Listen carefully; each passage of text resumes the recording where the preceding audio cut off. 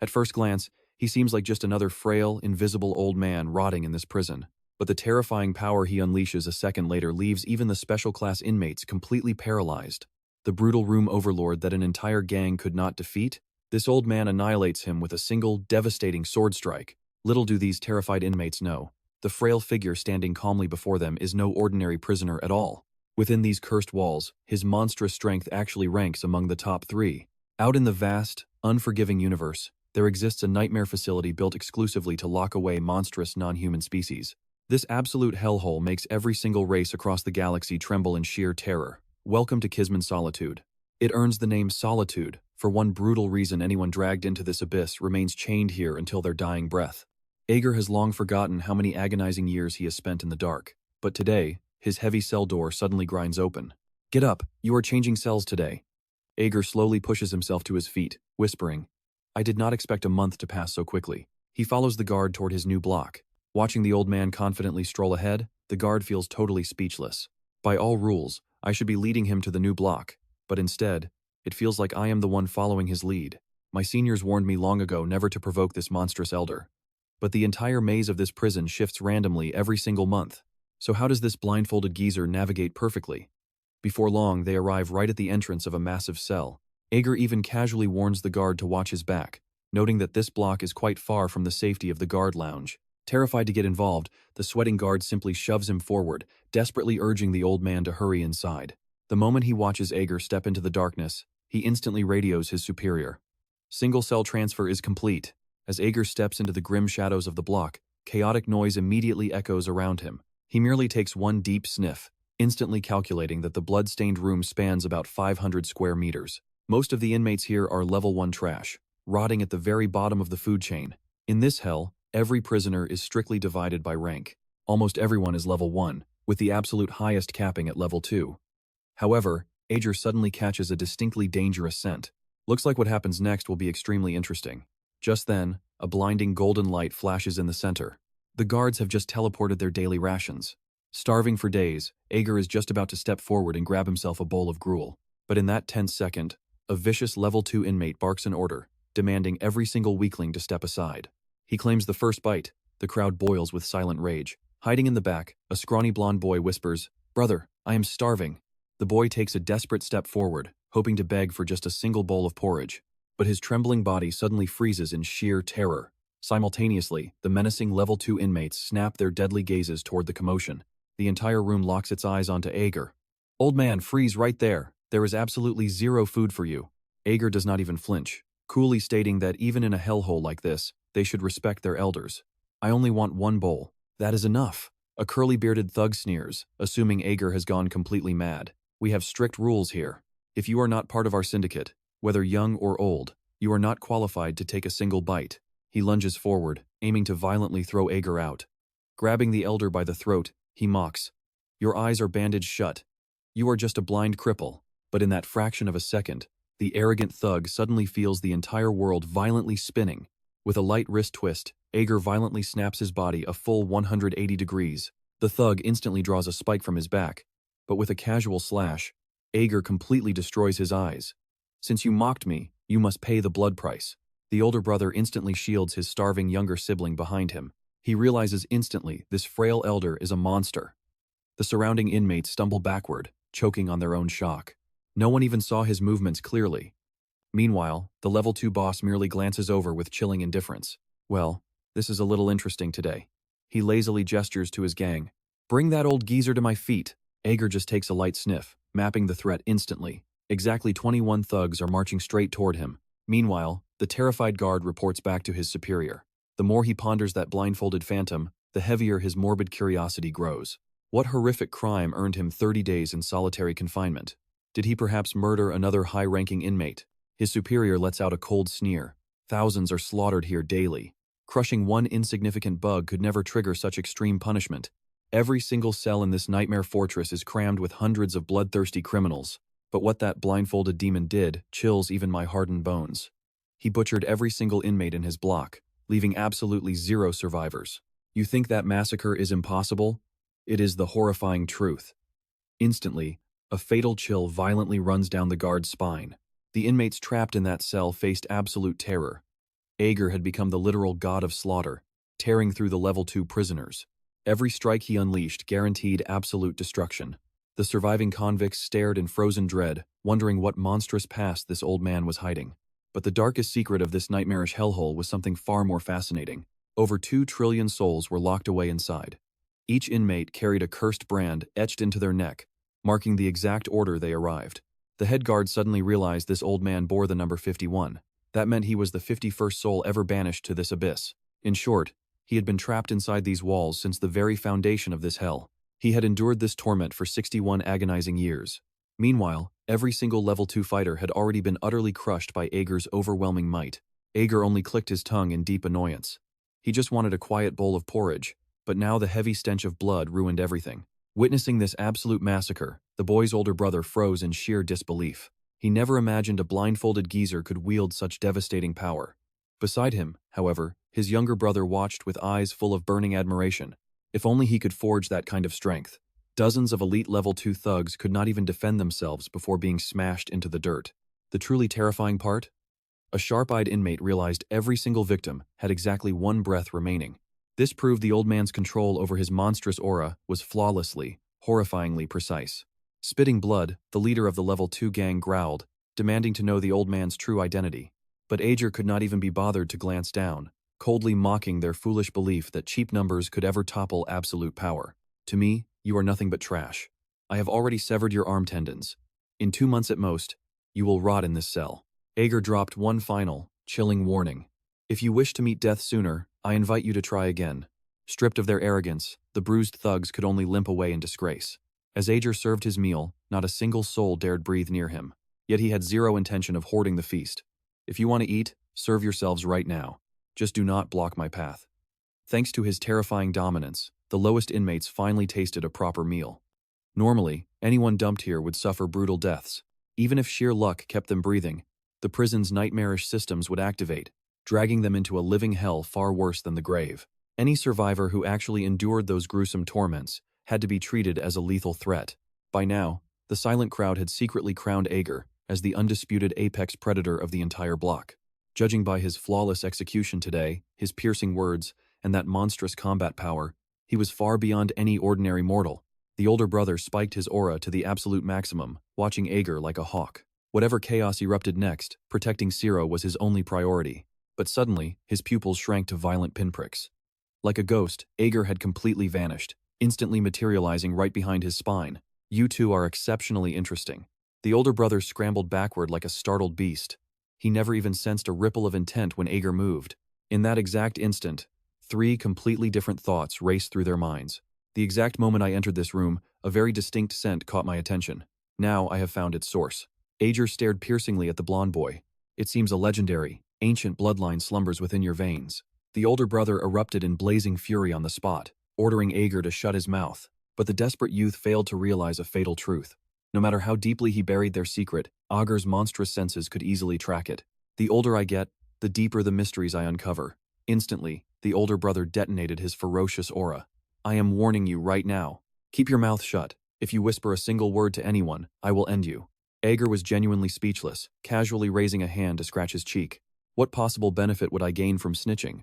I just have not encountered such a rare, precious friend in decades, making this quite an entertaining novelty. After finally confirming that Ager truly held absolutely zero malicious intent, the older brother dropped his guard, immediately turning to escape with his younger brother in tow.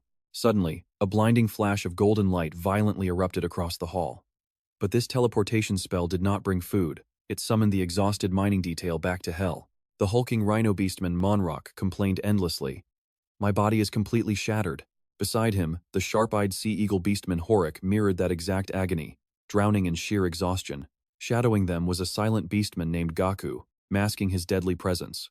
The very second the teleportation faded, the battle-hardened group instantly sensed a suffocating, wrong atmosphere. Why was the stone floor flooded with so much fresh blood? They quickly analyzed the gruesome, sticky puddles. This massacre definitely occurred roughly 30 minutes ago. For rivers of blood, this deep, at least 20 seasoned fighters must have been mercilessly slaughtered. The giant rhino beastman unleashed a deafening roar. We just survived the mines. Which suicidal bastard turned this cell into a slaughterhouse? Yet, dead silence was his only reward. Not a single soul dared breathe a word. Smiling through the quiet, Ager slowly rose to his feet. I am the monster you seek. Do we have a problem? The giant rhino dangerously narrowed his eyes. Fresh meat arrived today. What is your name? I am Ager. I handle everything around here. Got a question? Spit it out.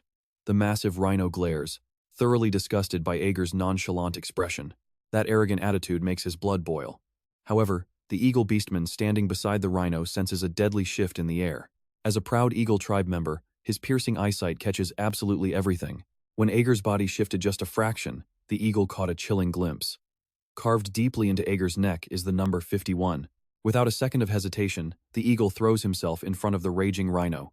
He desperately orders him to stand down. The rhino freezes in pure confusion. Why stop me? He is just some weak old man. But cold sweat already drenches the trembling eagle. Ignoring his brute companion completely, the eagle bows his head specifically to Ager. We will not provoke you. Please, just leave us be. Ager scoffs quietly, turning his back. Keep your distance, and I keep my peace. Before vanishing into the shadows, Ager tosses out one final warning. Let us just coexist peacefully. Only when Ager's terrifying presence completely fades does the eagle exhale a heavy breath. Suddenly, the harsh prison broadcast blares through the speakers. Lights out time has officially arrived.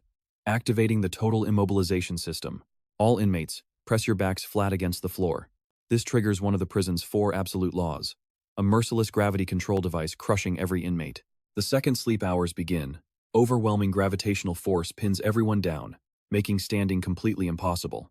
If any prisoner violently forces themselves upright, millions of volts will electrocute them to ashes instantly. Swallowing their rebellious pride, everyone obediently hits the dirt to wait for dawn.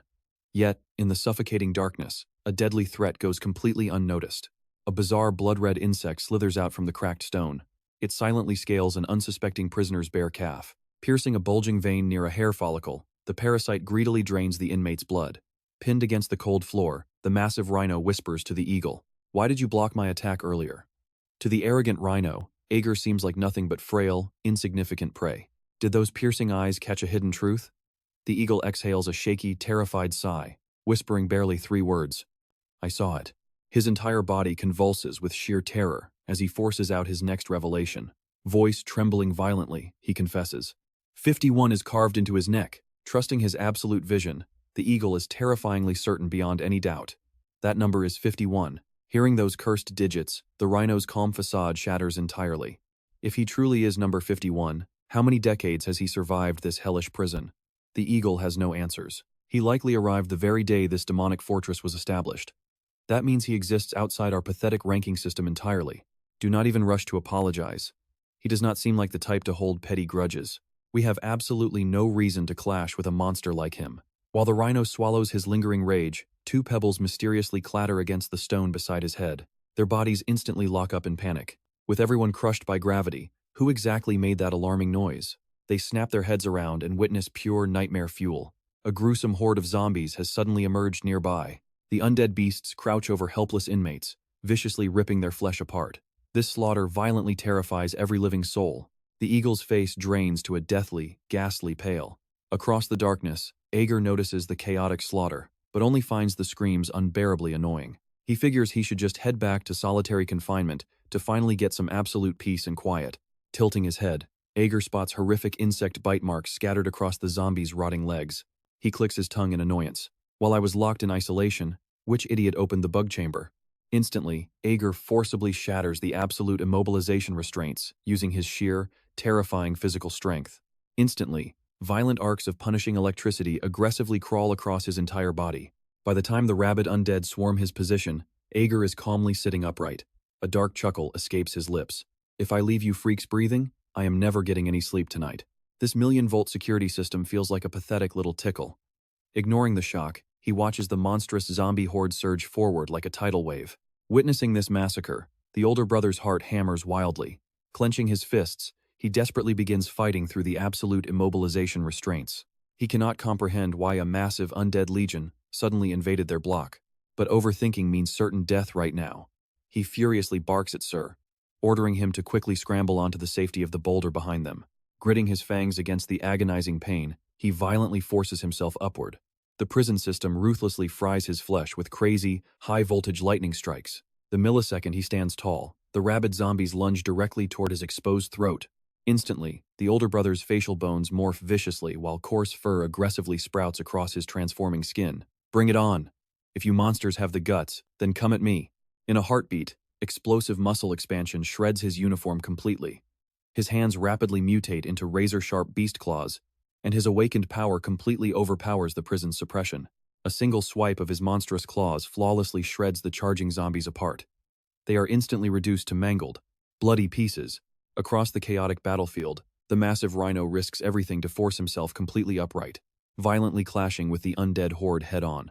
However, their side fights back with extreme difficulty. Outnumbered by the horde, they clearly cannot hold on for much longer. The longer they clash, the deeper the dread sinks in. This undead horde feels absolutely endless. For every corpse they drop, 2 more rise up. Even as resilient beastmen, they barely withstand the electric grid. But the ordinary inmates breaking under the system suffer a grimmer fate. They face only one gruesome end, getting bitten and joining the undead ranks. Panic grips the big rhino as he smashes through the horde. How are these monsters completely immune to the prison's agonizing voltage? Gritting his teeth, the eagle pieces it together. They are already dead corpses, meaning the shocks have absolutely zero effect. But staring down the suffocating sea of monsters, raw terror swallows them both. The infected swarm forward like a crushing tidal wave. No matter their raw strength, they will inevitably be ground to dust alive. Worse still, the relentless electric system is driving their bodies to the absolute brink of collapse. They have at most 5 minutes left. The eagle's mind races for a desperate strategy, backing himself against a boulder just to keep his trembling legs from giving out entirely. But in that split second, the eagle witnesses something utterly earth-shattering. A silhouette wreathed in blinding lightning streaks past them, moving so incredibly fast that mortal eyes simply cannot track it. With a single earth-shattering step, Ager launches himself high above the ravenous horde. Despite his blind eyes, his supreme senses map the entire battlefield flawlessly. With a terrifyingly casual swing of his blade, over a dozen zombies are instantly sliced into pieces. Ferocious claws and snapping fangs crash against Ager's body, yet they fail to leave even a single scratch. It is an absolute, one-sided massacre. Ager's majestic silhouette dances through the chaos like a divine thunderbolt. Annihilating one cluster, he teleports to the next. The wilder his combat movements grow, the more aggressively the electric grid attacks him. The voltage explodes to tenfold intensity. Yet, it cannot suppress his dominating presence whatsoever. The big rhino stands completely dumbstruck. How can this old man possess such godlike power? In less than 60 seconds, Ager single-handedly wipes out the entire infected zone. Everyone stares fixedly at Ager as the punishing electric system tries restraining him. Such logic-defying speed sounds like pure fiction.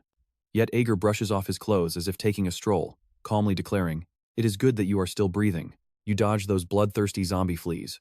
With the deadly crisis finally resolved, everyone collapses into the dirt. Hearing Ager's grim explanation, the horrifying truth behind the sudden zombie outbreak finally clicks.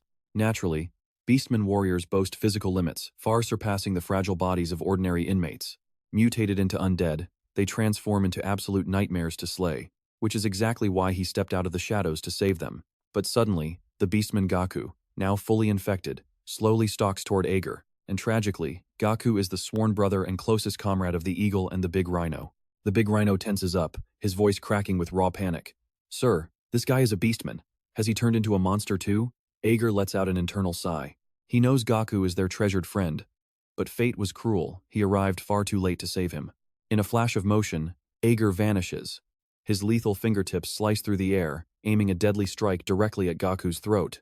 But a beastman's physical instincts are terrifyingly sharp. At the very last microsecond, the infected Gaku violently twists backward, miraculously dodging the execution. Ager lets out a low, amused chuckle. "A neat little trick. You beastmen truly possess phenomenal reflexes." The eagle stares in absolute disbelief. This fragile elder is completely ignoring the agonizing electric grid, dominating the battlefield exactly however he pleases. Just what monstrous realm of power has he reached? Even more bone-chilling, he casually sidesteps every single one of Gaku's counterattacks. The eagle simply cannot comprehend Ager's physics-defying speed. Frustrated by his utter inability to land a hit, the undead Gaku spirals into a complete, bloodthirsty frenzy. Unleashing an earth-shattering roar, he instantly triggers his ultimate beast transformation. Cold sweat instantly drenches the big rhino and the eagle. Once fully transformed, Gaku's combat power will explode to absolutely devastating levels. His awakened state is a canine apex predator, a Doberman, universally feared as one of the most ruthless fighters. But Ager coldly states, "Whether you transform or not, it makes absolutely no difference." In a blinding flicker, Ager materializes up close. He buries a devastating kick into Gaku's stomach, using the brief opening to instantly shadow step directly behind him. Ager's 5 fingers clamp down like a steel vice, nails digging ruthlessly into flesh. Simultaneously, his right leg locks around Gaku's throat, flawlessly sealing his movements. With a smooth flick of Ager's right hand, a lethal metal spike drops into his awaiting palm. Beneath the dazed stares of his comrades, Ager viciously plunges the iron spike straight into the Doberman's spine. The eagle's entire body begins to tremble uncontrollably. His deepest survival instincts scream like blazing sirens. To survive this hellish prison, he absolutely must pledge his loyalty to the man before him. With the mutated Gaku finally silenced, Ager shifts his piercing aura toward the 2 surviving brothers. Miraculously, they are still holding on. In the next heartbeat, he ruthlessly slams the massive canine skull against the ground. The big rhino frantically asks where Ager is heading. He has absolutely no desire to leave his side. This purgatory is far too dangerous to face alone. But Ager stays silent, gripping his spike as he charges forward. His figure blurs like a phantom. In the blink of an eye, he flashes behind the zombie horde, launching a brutal rear-guard slaughter. 10 seconds is all it takes to shred the monsters. Watching this massacre, the blonde boy goes speechless. The older brother freezes in shock. How is this old man so overpowered? The cell becomes Ager's personal slaughterhouse. The older brother's legs literally buckle beneath him in sheer, absolute terror. He actually wiped out the entire horde. Who is this mysterious old man? 3 minutes later, dead silence falls. Every single zombie is annihilated. It turns out, this deadly outbreak was orchestrated by the twisted prison system. All prisoners, stand up. The morning roll call will begin shortly. Out of 94 inmates, 80 are slaughtered. Only 14 survive, including Ager. The 13 stare at him in terror. Without his intervention, they would be rotting corpses. Suddenly, the brutal system starts replenishing the bloody cell. A blinding flash of golden light erupts. A fresh batch of prisoners teleports straight into the blood-soaked room. Pure dread twists their faces. These newly arrived criminals are stepping into this hellish prison for the first time. They have heard dark rumors of this cosmic nightmare across the entire universe. But arriving here, they realize they severely underestimated the horror. Instantly, a sea of mangled corpses greets them. The giant rhino beast collapses, completely drained. Panting heavily, he has zero strength left to babysit these shaking newcomers. The surviving prisoners instantly scatter, claiming their own dark corners. And just like that, the twisted morning roll call ends. Those bloodthirsty zombie fleas automatically die on the spot after landing a single bite. With the infected horde eradicated, the lethal fleas should be gone. But suddenly, Ager's ear twitches. He takes a sharp sniff. A strange, unfamiliar scent drifts through the air. He immediately drops down, preparing to leave. The inmates watch Ager walk straight to a massive door. Confusion instantly sweeps through the crowd. What is this crazy old man doing? They watch Ager push his bare hand against the heavy steel. It opens. Completely ignoring the stunned prisoners behind him, he steps into the pitch-black void alone. Several foolish newcomers rush to follow him. But the eagle blocks their path. Follow him if you want death. If the door is unlocked, why aren't we escaping? Because anyone who steps through there never comes back alive. A literal monster lurks in that dark corridor. It could effortlessly rip apart every prisoner here. Its terrifying power is completely beyond your imagination. Meanwhile, Ager calmly follows the scent, stepping forward like greeting a friend. Behind the door stands a mysterious goblin. The two are old acquaintances. This time, the goblin came specifically looking for Ager. Ager casually asks what he needs. The goblin named Jacob quickly pulls out an ancient parchment roll. He needs Ager to sketch the prison's new map. The entire layout just completely shifted 2 days ago. The prison systematically reorganizes and scrambles its entire chaotic structure on a regular basis. They call this a shift. Memorizing these shifting death traps is basically impossible. But in mere minutes, Ager flawlessly sketches out the entire maze. Jacob watches in absolute astonishment. No matter how many times he meets Ager, he can only marvel at his brainpower. This level of skill is totally absurd. To show his respect, Jacob hands over some scavenged food. Ager's exact desire. Jacob understands the old man perfectly, bringing exact supplies. Before vanishing, Jacob drops a piece of critical, high-level intel. He warns that a deadly summoning will occur today in the low-level prisoner zone. Hearing this grim news, Ager lets out a heavy sigh. More weaklings will die today. He stands, preparing to leave. Contact me if you need anything. Before stepping into shadows, Jacob asks, "Have those guys been bothering you lately?" Ager freezes for a split second, instantly realizing exactly who Jacob means. Inside this nightmarish prison, they are the only ones insane enough to provoke Ager. He coldly tells Jacob not to worry. They've been quiet. Returning to his cell, Ager touches the doorframe and finds 2 words carved deep. Good storage. This cryptic message definitely refers to that child. The truth clicks. The warden deliberately trapped him inside this exact cell. But for a lethal force like him, maybe this is a blessing. Meanwhile, the starved prisoners are practically exploding. A mouth-watering aroma of fresh meat hits them. Without hesitation, Ager throws Jacob's raw meat straight onto the blood-stained floor. As the scent erupts, desperate newcomers instantly lunge forward. But who will survive this feeding frenzy? But a split second later, a devastating strike slams into them. The Sea Eagle has finally made his move. I'd strongly advise against provoking him, or you'll regret it. The massive rhino unleashes a deafening roar. The sheer force of it instantly drives back over a dozen terrified men. Should I rip off your arms first, or your legs? A blood-chilling threat. These fresh arrivals have never witnessed such overwhelming killing intent before. Paralyzed by pure terror, the mob completely breaks, scattering frantically in every possible direction. Ager lets out a dark chuckle. Thanks for the backup, Sparrow. But the man corrects him with an icy glare. I am a sea eagle. Staring at the roasted meat, the blond boy gulps heavily. It has been an absolute eternity since he last tasted actual food. Hearing their stomachs desperately roaring, Ager speaks flatly. Eat it while it's hot.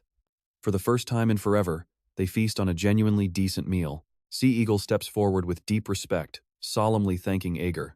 He owes the man his life for surviving last night's brutal zombie onslaught. But Ager simply replies, "You're wrong." Sea Eagle freezes in place, completely bewildered by the response. Ager's tone drops to a bone-chilling absolute zero. In this hellish prison, staying alive isn't worth your gratitude, because merely surviving here twists you into a walking curse. I can smell the desperate desire on you, but I have to ask. Do you truly want to keep living here? The entire group stands completely stunned. Who wouldn't want to survive? Isn't that basic human instinct? Ager locks eyes with them. What if your own instinct demands that you die? Sea Eagle and Rhino are left utterly speechless. How could human instinct possibly force someone to seek death? Ager's piercing gaze practically cuts right through their souls.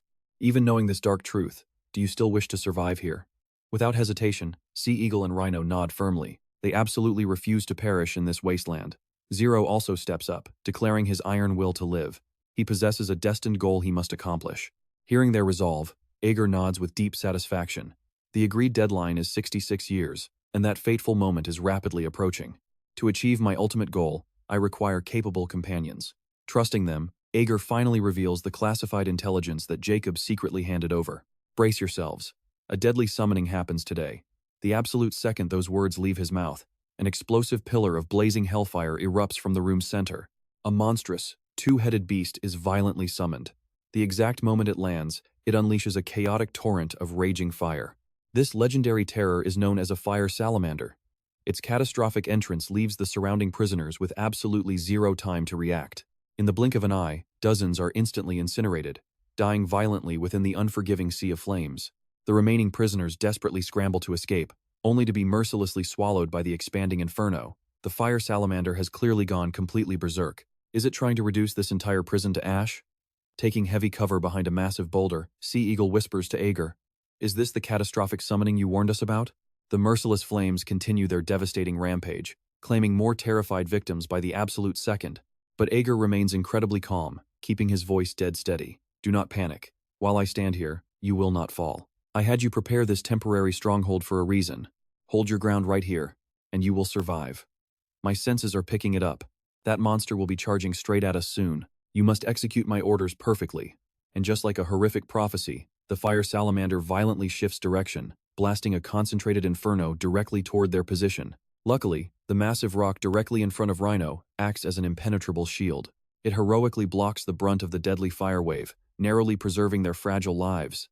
Even if the searing heat scorches them, they avoid instant incineration. Seizing the split-second window when the beast pauses to inhale, the squad strikes. They violently hurl their specifically prepared mud bombs straight at the terrifying monster.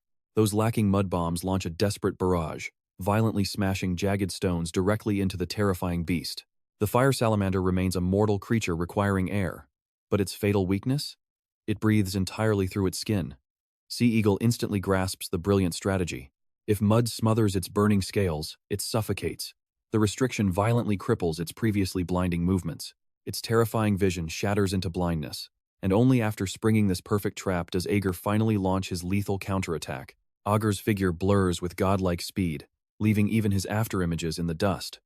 His blade dances, brutally stabbing multiple bloody holes directly into the suffocating fire salamander. In merely 2 breathless minutes, he completely executes the massive fire salamander. With the Titan finally slain, the trembling survivors slowly dare to creep out from the dark shadows of their hiding spots. But just as they assume the deadly trial is over, an ominous golden light flashes again in the cell's center. Hearing that sinister hum, Ager's expression darkens instantly. This hellish prison genuinely wants us dead. Unbelievably, it forcibly summons a second, terrifying fire salamander. The room freezes in soul-crushing despair. They know the brutal truth.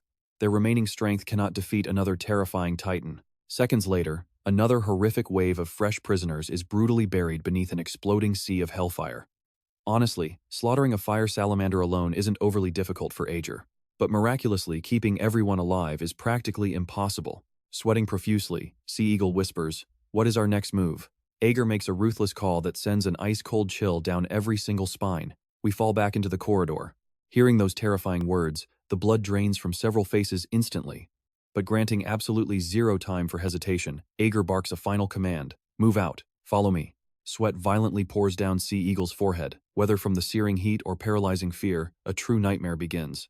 The big rhino abandons his pride, hot tears violently streaming down his terrified face. "Didn't you say the outside was even deadlier? Why enter this dark corridor?" The eagle immediately grabs the big rhino. "Cut the nonsense right now. Our only survival hope is blindly following Ager." The moment the big rhino freezes in fear, the fiery salamander strikes. Instantly, Ager's figure flashes, shooting straight to the rescue. With one casual slash, he instantly executes the fire salamander. "You claimed you refused to die here for absolutely nothing. Then follow me."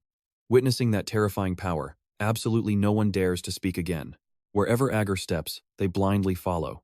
Marching deeper into the abyss, bone-chilling terror forcefully grips the eagle's fragile heart. Even with his legendary eyesight, the path ahead remains pitch black. Is this nightmare truly worse than their old cell?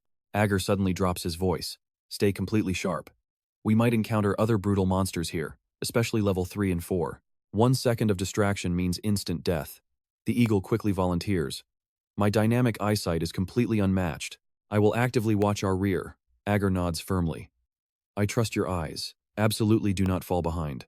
The eagle's survival instincts scream that a hidden presence glares at him. Very quickly, that terrifying suspicion becomes absolute certainty. A lethal threat definitely lurks within this pitch-black corridor. He quickly turns, panicking.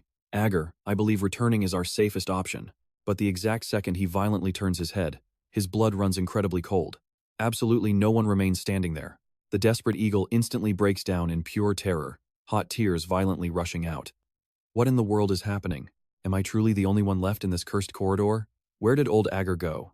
Meanwhile, the big rhino anxiously screams for his lost companions. Ager coldly interrupts his panic. "Stop shouting. This corridor swarms with lethal threats. You are actively attracting terrifying monsters. To survive, obey my orders." The big rhino trembles with explosive anger. He deeply fears never seeing his trusted companions again. Ager coldly orders him to immediately suppress his rising panic. Let us pray he is not a bloody corpse when found. They boldly continue marching deeper into the consuming shadows. Suddenly, Ager halts, sharply sniffing the stale air. Sensing a deadly presence, he immediately raises his hand, signaling absolute silence. They carefully conceal themselves, gazing down into the shadows. Waiting below stands a terrifying beast possessing deadly, scissor-like blade hands. Ager instantly recognizes this nightmare. It easily slaughters level 5 inmates. They call it the head cutter, possessing a sickening habit. It strictly specializes in decapitating every enemy. Its wrath is completely legendary, so you had better pray it misses us entirely. Its mere presence proves absolutely zero safe zones remain. Meanwhile, the dire situation on the eagle's side rapidly devolves into pure chaos. Within the dark corridor, he stumbles directly into a towering ogre. He instantly activates his flight ability, desperately attempting an escape.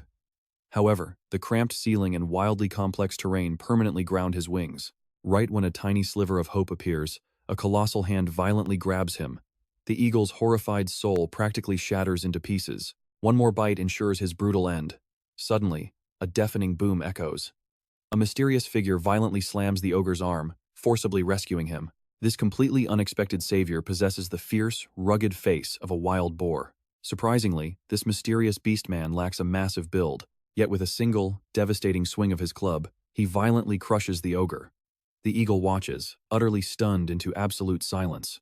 He obliterated 2 massive ogres instantly. The fierce boar approaches the trembling eagle, demanding aggressively, "Why do you carry that blind old man's scent?" The terrified eagle trembles uncontrollably, his weak voice shaking with profound fear. "Are you discussing old man Ager?"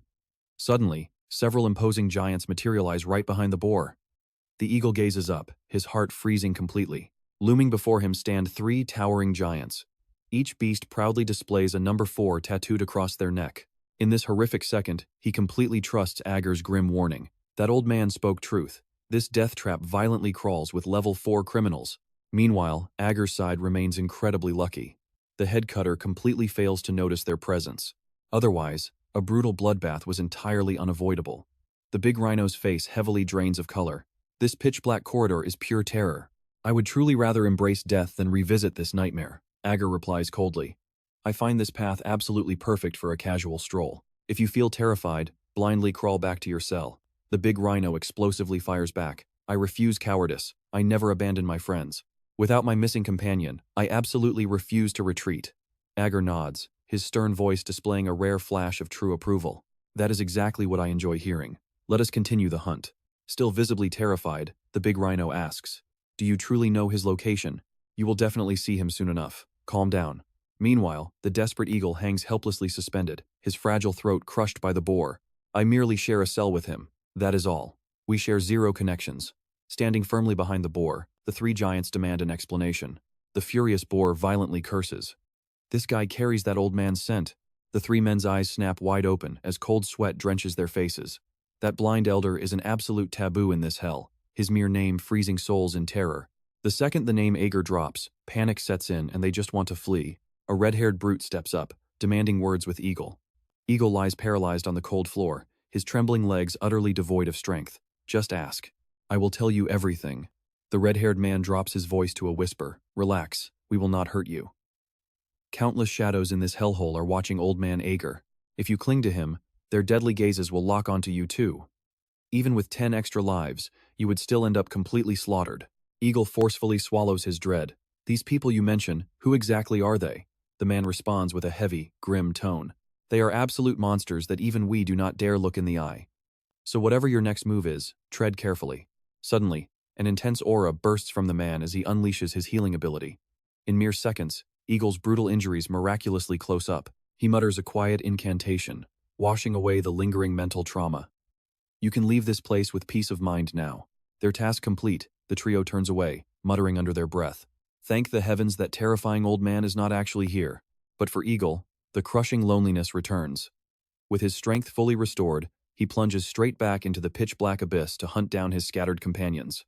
It does not take long before Eagle catches the deeply familiar voice of Big Rhino. Big Rhino desperately charges over. "Thank the gods, you are actually still alive," he gasps out, heavily panting for breath. Big Rhino explains that Ager tracked him down. That old man possesses an incredibly sharp nose. Eagle then recounts everything he just survived to Ager.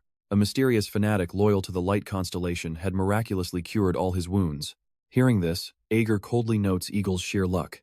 "Thank your stars you did not cross paths with a follower of the empty seat."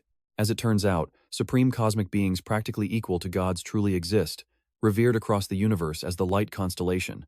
Standing as their absolute antithesis is the dark void seat. Whether walking in the light or lurking in shadows, these followers are completely deranged fanatics. They genuinely believe their blind faith dictates their eternal afterlife. This brutal prison operates the exact same way, split violently into warring religious factions. I truly never expected this little sparrow to make it out of that hellish corridor alive. That proves his limitless growth potential. On top of that, Ager can practically smell the blazing, unyielding desire to survive radiating from him. I have attempted to raise savage fangs many times before. The process itself is not difficult. It merely requires time. Someday, they will evolve into apex predators that make the world tremble. However, my time is running dangerously short, so their power must awaken immediately. Suddenly, Ager spits out a bitter curse. "Damn it all to hell." He roars at the group to fall back at absolute top speed. The split second they spin around, a devastating explosion violently rips through the corridor behind them. The terrifying headcutter has already hunted them down. Total shock paralyzes the group. What absolutely rotten luck to cross paths with this nightmarish beast again. Yet Ager knows Eagle possesses the worst luck of all. He just clawed his way out of death's grip, only to become the prey once more. Sprinting desperately at the rear, Eagle screams out to Ager, begging to know if they even have an escape route. Having sworn to forge them into weapons, Ager refuses to abandon his disciples here. Headcutter is gunning for me, so we must split up right now. A narrow escape passage appears dead ahead, and they throw themselves into the dark tunnel without a single second of hesitation. Headcutter's massive, grotesque frame completely jams against the entrance. Dropping his voice to a gravely whisper, Ager burns his next words into Eagle's mind. At the next fork, take them left, then right to reach the cell safely. Once you gain distance, I will drag Headcutter in the opposite direction. But in the very next breath, unleashing a wave of pure, destructive fury, Headcutter violently smashes the solid rock, forcing its way inside. Seizing the chaos, the group aggressively splits in two different directions. Ager's battlefield instincts are flawless. Headcutter's bloodshot eyes are locked entirely on him. With the monster lured away, the remaining survivors finally gasp for breath. Pacing anxiously, Brother speaks up. Will the old man actually survive this? Should we charge back in there and fight by his side? Right as the group prepares to turn around, Eagle fiercely blocks their path. Your entire logic is fatally flawed. That elder has survived this abyssal prison for ages. He has conquered unimaginable monstrosities that would instantly break us. His command to secure the cell is the only tactical move that guarantees our survival. Charging back now just turns us into dead weight. We would literally be throwing our meaningless lives away. Meanwhile, deep in the crushing darkness, Headcutter's demonic voice echoes. Cannot catch your pathetic breath? Are your fragile legs burning? Want me to mercifully chop off those legs so the pain finally stops? Why so deadly silent? Beg for mercy and leave your pathetic final words. Ager remains terrifyingly calm. You truly wish to kill me? Of course I do, you filthy liar. But Ager searches his memories, finding absolutely zero recollection of this deceit. This sheer ignorance sends the beast into a blazing fury.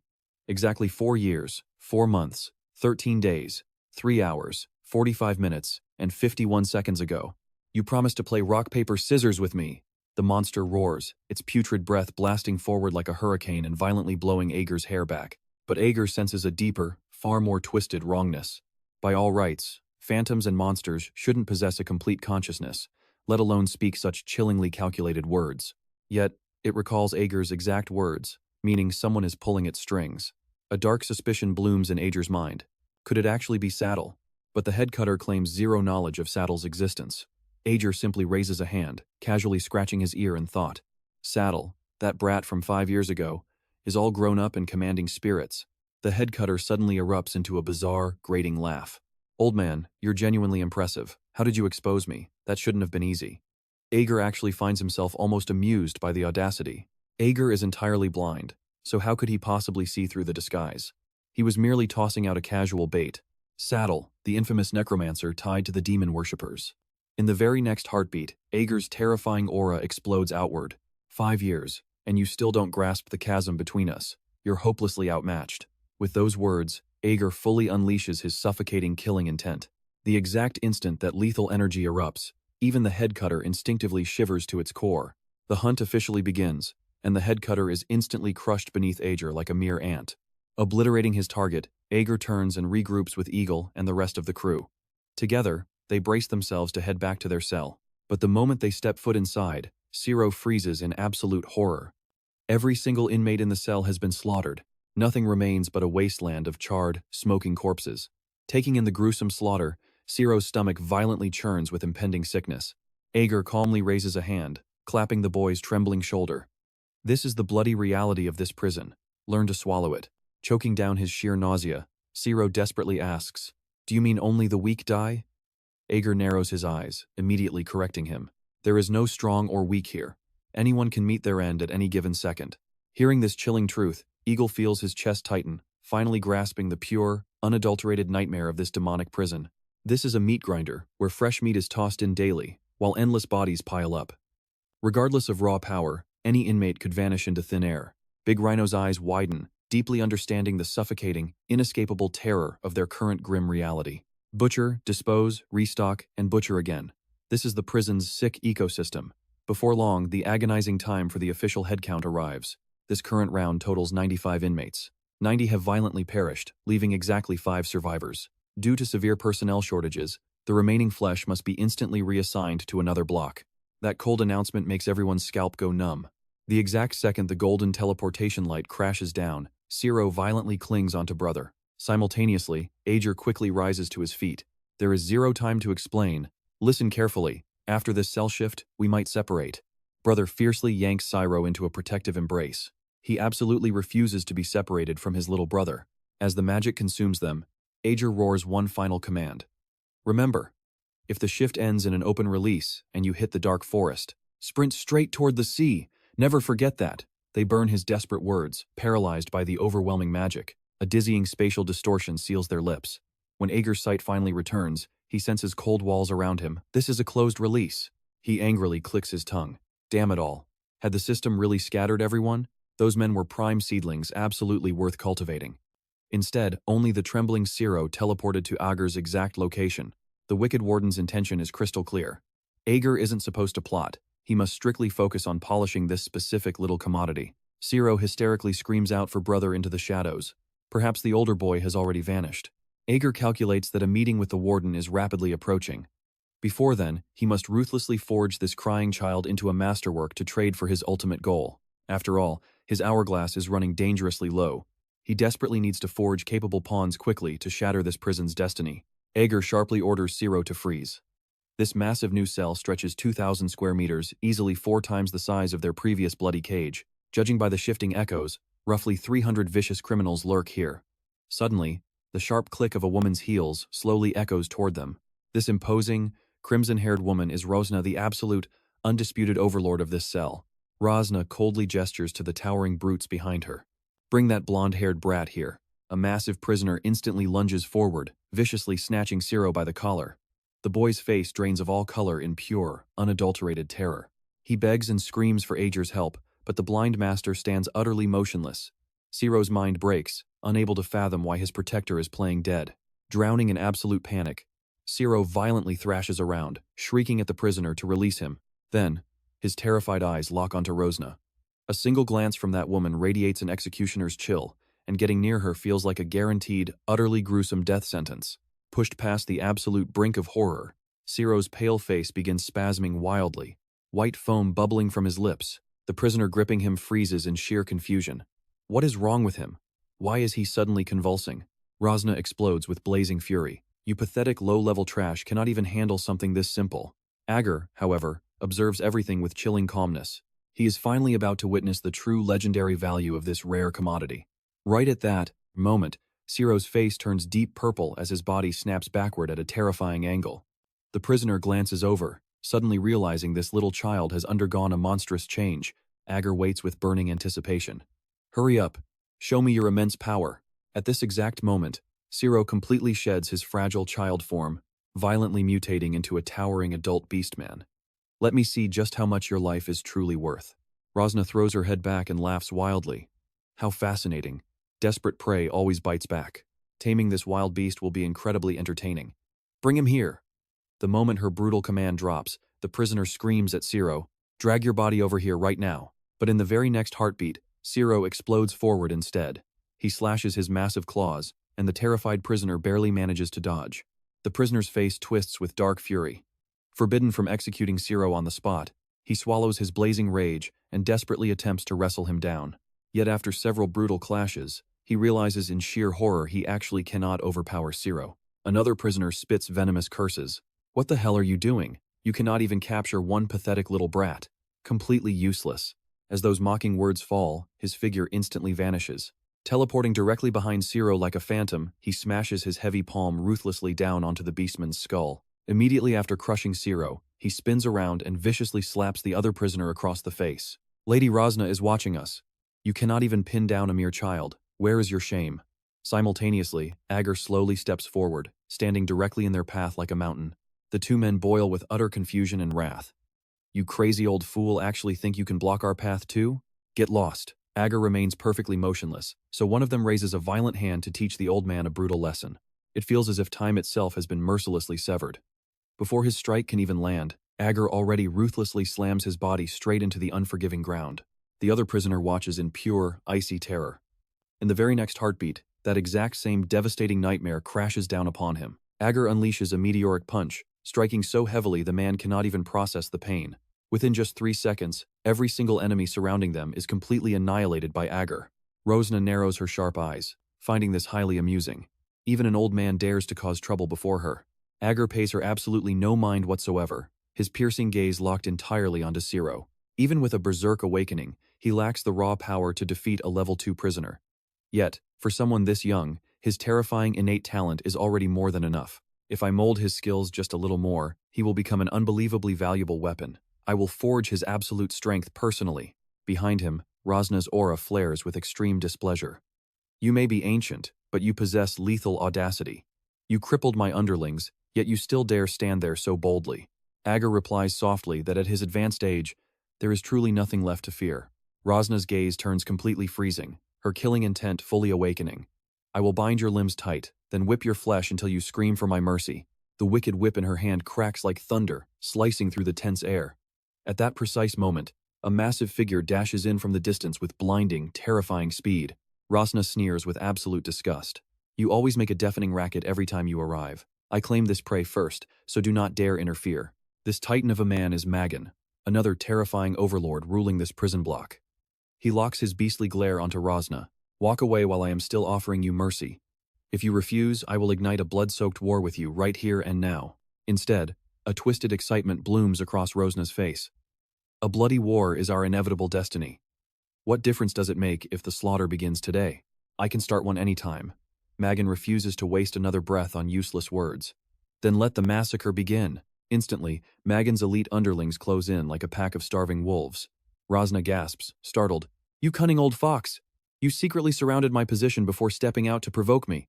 If an all-out war erupts now, both sides will suffer catastrophic losses, leaving only Baiken to reap the ultimate rewards. Gritting her teeth, Rosna strategically retreats to avoid mutual destruction. She turns away, tossing a venomous final promise that one day she will make Magan choke on absolute regret. But Ager does not know Magan, nor is his aura familiar. Why exactly did you help me? Magan roars with laughter. You forgot? I am Magan. A year ago in the deadly forest, you saved my life. He also understands exactly what kind of legend Ager is. Even if you forgot, I could never forget that fateful day. To speak the absolute truth, I genuinely cannot remember anything at all. If it occurred deep within that forest, it must have happened during the opening. Could it be that while I was ruthlessly hunting the natives, I accidentally saved you? Without hesitation, Magan drops straight to his knees before Ager. No matter how much time passes, the sacred fact that you saved my life will never change. Please allow me to follow you. Then, he unleashes a fierce roar at his underlings. Why are you all just standing there? Come bow and greet him. This absolute legend will be your boss from now on. In the very next second, Ager's ears are assaulted by a perfectly unified chorus. Greetings, Supreme Boss. Ager sighs, feeling a massive headache forming. He has not heard anyone call him boss in countless years. The cinematic scene violently shifts, and Zero gasps awake from a chilling nightmare. But the moment his eyes open, he completely freezes. Magan then calmly explains this is cell number 4. The prison's underworld is split into 3 ruthless factions. Magan commands the brutal Axe faction, while that venomous whip-wielding woman belongs to Rosna's camp. The final pillar of power is the Swordsman Beans faction. All 3 leaders are terrifying, level 3 prisoners, locked in a deadly stalemate. Together, they maintain a razor-thin balance of power in this hellhole. The release protocol is about to begin. Every faction deploys scouts to search the cells. Magan confesses he survived here for 3 agonizing years. He only forged his empire because Ager saved his life back then. Ager waves off his apologies. Instead, he praises Magan for delivering such crucial intel. Seeking rest, Ager dismisses him. Magan bows out tactfully, promising to fetch a meal. 3 minutes later, Magan presents a disgusting platter of venomous insects. Ager casually devours them like a king. Zero's eyes redden with hurt. You refused to help me earlier. Is it because I am too weak, too useless? Ager pauses. The child clearly has no memory of his terrifying, brief awakening. Child, Ager replies softly. If I hadn't intervened back there, you wouldn't be breathing right now. A pang of guilt, mixed with warmth, strikes Zero's heart. Without this older brother figure, he is powerless. He feels like nothing but a burden. Ager shatters his dark thoughts. Do not overthink. You were dead wrong from the start. Your strength is not for you to judge. That is a brutal realization reserved for your enemies. I need you to survive this hell. I will aid you when you stumble. I will teach you to conquer the darkness within and forge true power. Zero's eyes widen in absolute shock. I can actually become strong? Ager demands one simple task first. Eat. In this cursed prison, the only demon I fear is absolute hunger. Starvation crushes the soul worse than any torture. An empty vessel cannot hold power. That is the harsh reality. So, eat them to claim your strength. Zero's throat tightens in disgust. The monstrous food repulses him entirely, but his desperate thirst for power burns hotter. Clenching his jaw tightly, he swallows the nauseating venomous bugs. He will do absolutely anything to stop being a helpless burden.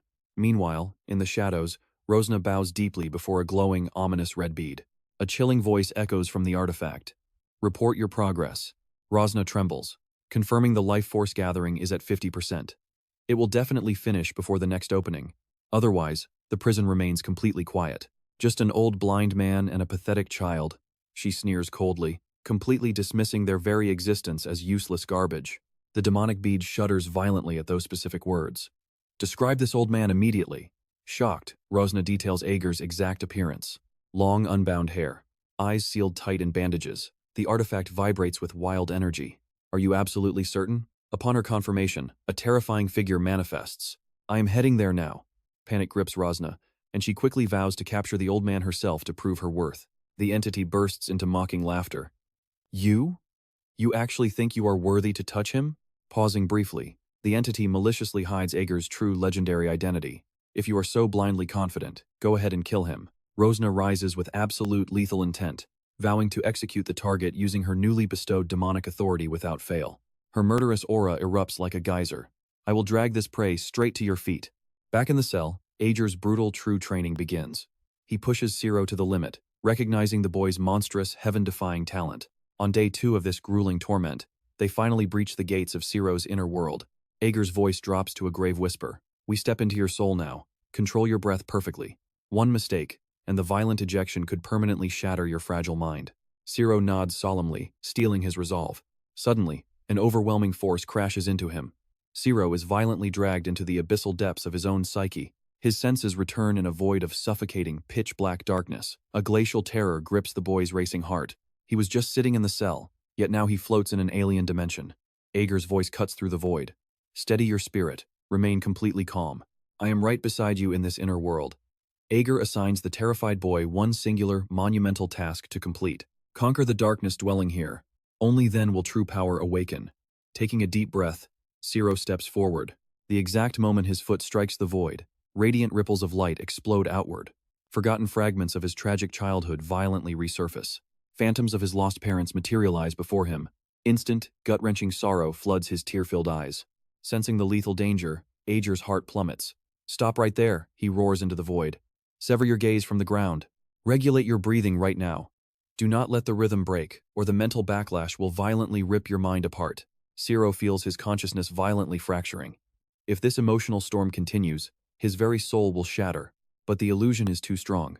Ciro's eyes snap wide open, violently ejecting himself from the spirit realm. The horrifying scenes flashing before him are the abyss of his own inner world. You must learn to face your own darkness, Ager commands. That is the absolute foundation of your growth. Ager forces him to realize the ancient bloodline surging within him is his ultimate weapon. Ciro stares down at his trembling arm in utter disbelief. He has never witnessed himself in such a monstrous state before. Suddenly, Ciro's stomach growls like a starving beast. It is feeding time. Moments later, Magan steps forward carrying their daily rations. Ciro sharply notices a chilling detail. Every time he takes a bite, the inmates across from him glare with absolute disgust. It is obvious the boy is consuming their precious share of the rations. Suddenly, Rosna marches into their territory, barking at Magan to hand over the goods. Magan glares back at Rosna, his face twisting with pure disgust. Do not stand there screaming like I owe you my life. Without hesitation, Magan orders his subordinates to drag out the cold corpses of the men who perished yesterday. These lifeless bodies belong to the warriors who fell during Magan's brutal hunting expedition yesterday. Rosna smirks, looking incredibly satisfied. We lost 2 men on our side as well. Watching from the shadows, Ciro stands paralyzed, his mind nearly shattering from sheer terror. Ager grips his shoulder, ordering him to stay calm. This is their grim reality. They are trading the dead to eat them. This horrific exchange is everyday life in this hellish prison. Without committing this taboo, there is simply no way for this massive crowd to survive. Ciro gags, completely unable to suppress his surging nausea, but Ager violently stops him. What you consumed was only monster meat. Throwing it up will damage your core. Ager's voice drops to a chilling tone. No matter how starving you get, never consume humans, monsters, or insects. Eat the normal rations as you please, but if you stoop to their level and eat your own kind, you are completely beyond saving. 3 minutes later, the third overlord of the cell makes his grand appearance. The moment Magan spots him, he steps forward, demanding the results of today's harvest. But unexpectedly, Bikin has zero intention of sharing the spoils. Magan lowers his head, apologizing to Ager in a strained whisper. He refuses to share the spoils. Our food supply is drastically cut today. Bikin desperately avoids sparking a full-blown war in this room, scheming to brainwash everyone here into becoming his loyal subordinates instead. In this tense moment, Bikin demands to speak with Ager alone. However, Ciro's enhanced senses pick up a sickeningly pungent odor rolling off Bikin. It is the undeniable, heavy stench of fresh blood. Ager shoots Ciro a look, ordering the boy to retreat while he handles Bikin personally. Ciro retreats, guarded by two looming underlings. Both thugs glare at him with intense, undisguised displeasure. Forced to babysit a kid while the others devour food, their annoyance shifts. Staring at Ciro, drool drips from their mouths. This boy's meat must be incredibly tender. A horrifying chill pierces Ciro's soul. Surrounded by predators, his mind teeters on the absolute edge of a total breakdown. Paralyzing doubt clouds his mind. Can he truly awaken legendary strength like Ager? The prison is swarming with overwhelmingly monstrous fighters. Trapped with his currently pathetic power level, surviving independently until tomorrow's sunrise seems like an absolutely impossible dream. An hour later, Ager returns. Awestruck, Ciro admits Ager is the most invincible fighter he has ever witnessed. Smiling nervously, he asks, "Are you truly human?" Ager freezes, completely speechless at the absurd question. "If I am not human, what exactly is standing before you?" But to Ciro, Ager is practically a living god. "You are vastly different from anyone I know. Do you wield chi or magic?" Ciro's wild guess is actually half right. Ager possesses zero magic, but his mastery over flowing chi is terrifyingly real. Ager demands he ask all his burning questions immediately, as their grueling training begins soon. Hesitant, Ciro finally asks about the old master's true age. "I am 88 years old. I lack worldly hobbies. My only true peace comes from taking quiet walks down these cold corridors. I have two friends, and they are my absolute most reliable shields. One appears freezing cold but burns with warmth inside. The other is built like a massive bear." Ciro's final question strikes a nerve. Why did Ager come to this hellish prison? Hearing this, the unshakable master visibly freezes. His voice drops into a sorrowful whisper. "My wife passed away. I entered this abyss for her. She was breathtakingly beautiful, and her smile radiated pure light. I will share that tragic tale another time." Sensing the crushing weight of his master's grief, Ciro falls into a deeply respectful silence. Shortly after Ager vanishes down the hall, a violent, rumbling tremor suddenly rips through the prison's solid stone floor. The next sight shatters Ciro's very core. A bladed whip snaps like a venomous viper, coiling around an inmate and violently yanking them skyward. He recognizes that deadly weapon instantly. Rosna's terrifying figure materializes right in front of Ciro. "Tell me where that wretched old man went." Ciro's pupils shrink in absolute terror. With Ager nowhere in sight, he is completely defenseless and clueless. The bloodthirsty glare burning in this madwoman's eyes promises to mercilessly rip him to shreds. The murderous aura she radiates is completely suffocating. In a flash, Rosna's whip ruthlessly slashes Ciro, tearing his skin and shredding his flesh. The agonizing impact is so devastating he nearly shatters his own teeth from the pain. Hearing this, Rosna frowns in dark confusion. Isn't this the pathetic brat who miraculously transformed yesterday? Pushing through his paralyzing dread, Ciro spits a bloody warning. "If you dare touch me, something terrible will happen."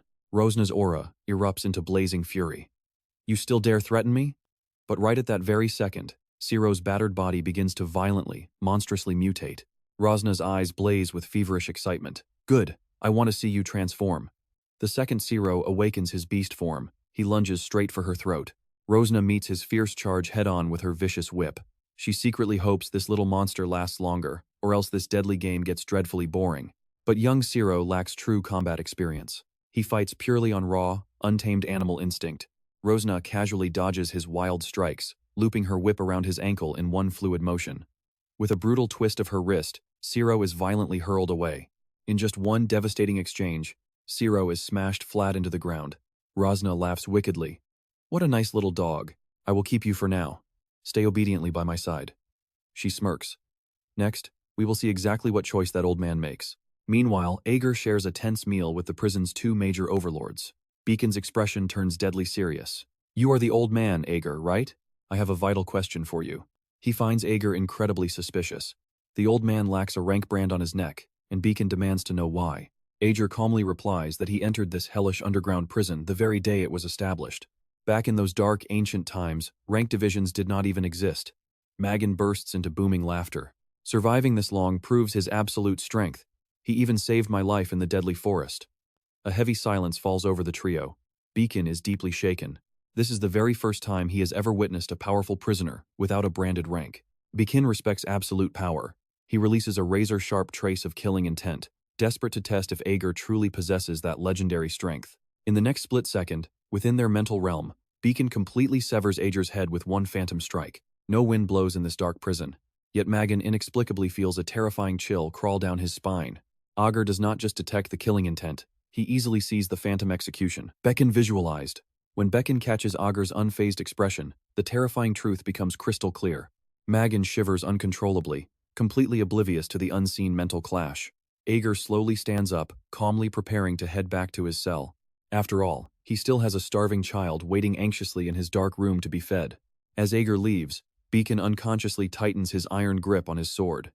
His killing intent was so faint, even a powerhouse like Magan noticed absolutely nothing. Yet, Ager noticed everything without even flinching.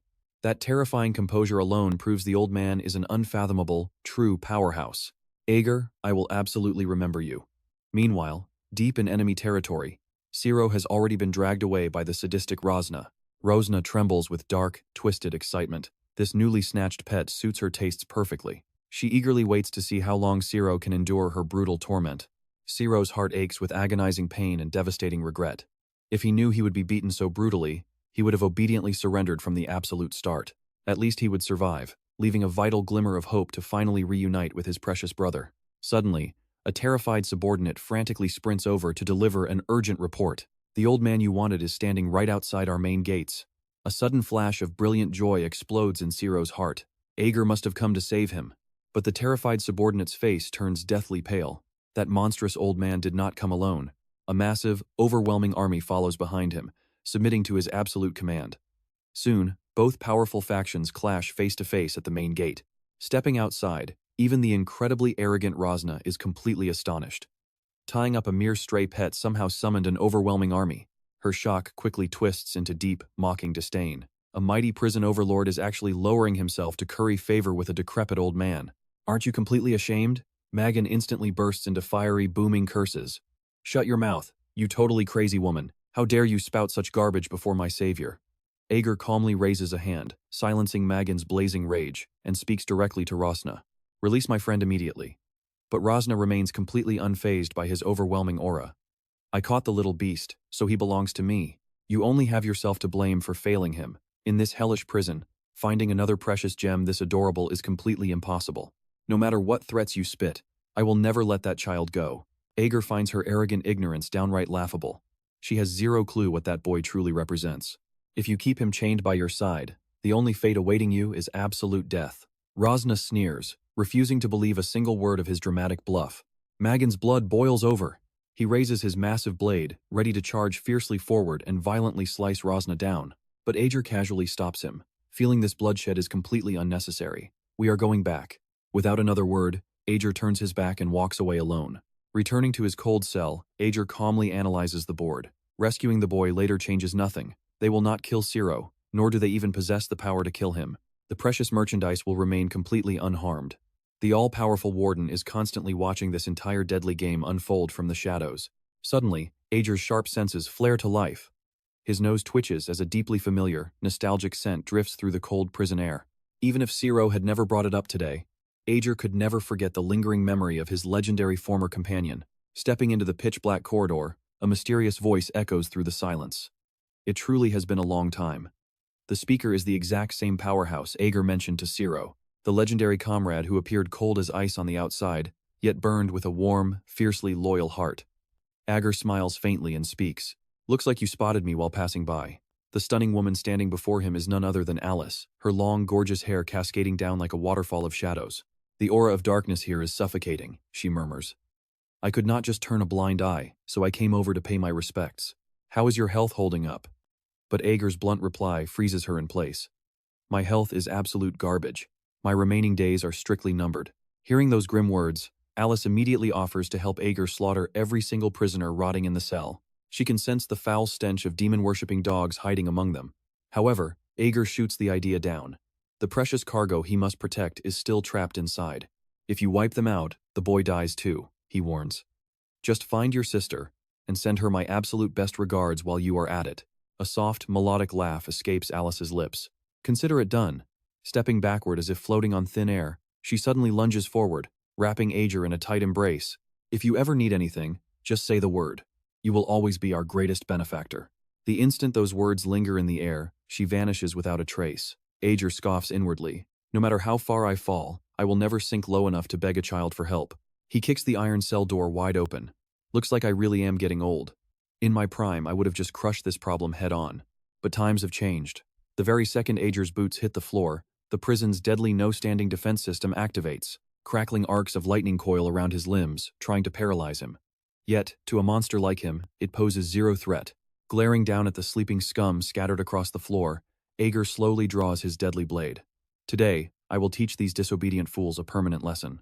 If logic fails, I will just shatter the rules entirely. I will butcher everyone, then drag my merchandise away. Moments later, a terrified subordinate violently shakes Rosna awake. Fury blazes in her eyes at the disruption, but the trembling guard begs her to step outside immediately. The frantic subordinate hurriedly screams out the grim report. Boss, before daybreak, absolute disaster wiped out half our brothers. The terrifying revelation shocks Rosna to her absolute core. This entire fortress is rigged with the paralyzing no-standing system, ensuring everyone wakes up simultaneously. How could anyone possibly pull off a stealth assassination in the dead of night? But seeing the literal sea of slaughtered corpses, her entire body instantly paralyzes in cold dread. A split second later, explosive wrath completely devours her sanity. Snapping back to reality, Rosna turns and violently sprints toward the rear holding cell. Inside, her absolute worst fear is confirmed. The heavy iron shackles are completely shattered, and her prized captive has vanished. It has to be that cursed old man, Rosna shrieks, cracking her spiked whip in blind fury. She immediately rallies every surviving warrior, demanding absolute blood vengeance.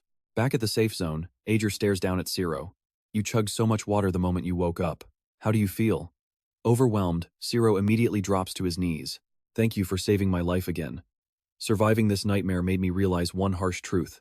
I am still far too weak. Ciro raises his tear-filled eyes, staring straight into Ager's soul. Grandpa, I want to become stronger. Ager nods firmly. This child finally grasps a warrior's true mindset.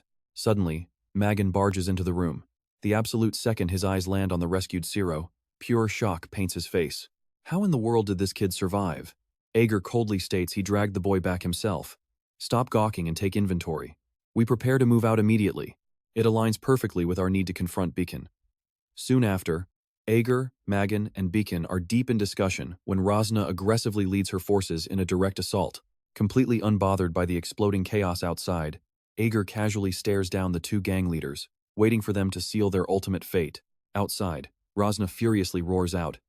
You damned old corpse, drag yourself out here right now. Magan storms out, roaring back at her. You absolute lunatic. Do you really want a full-blown war?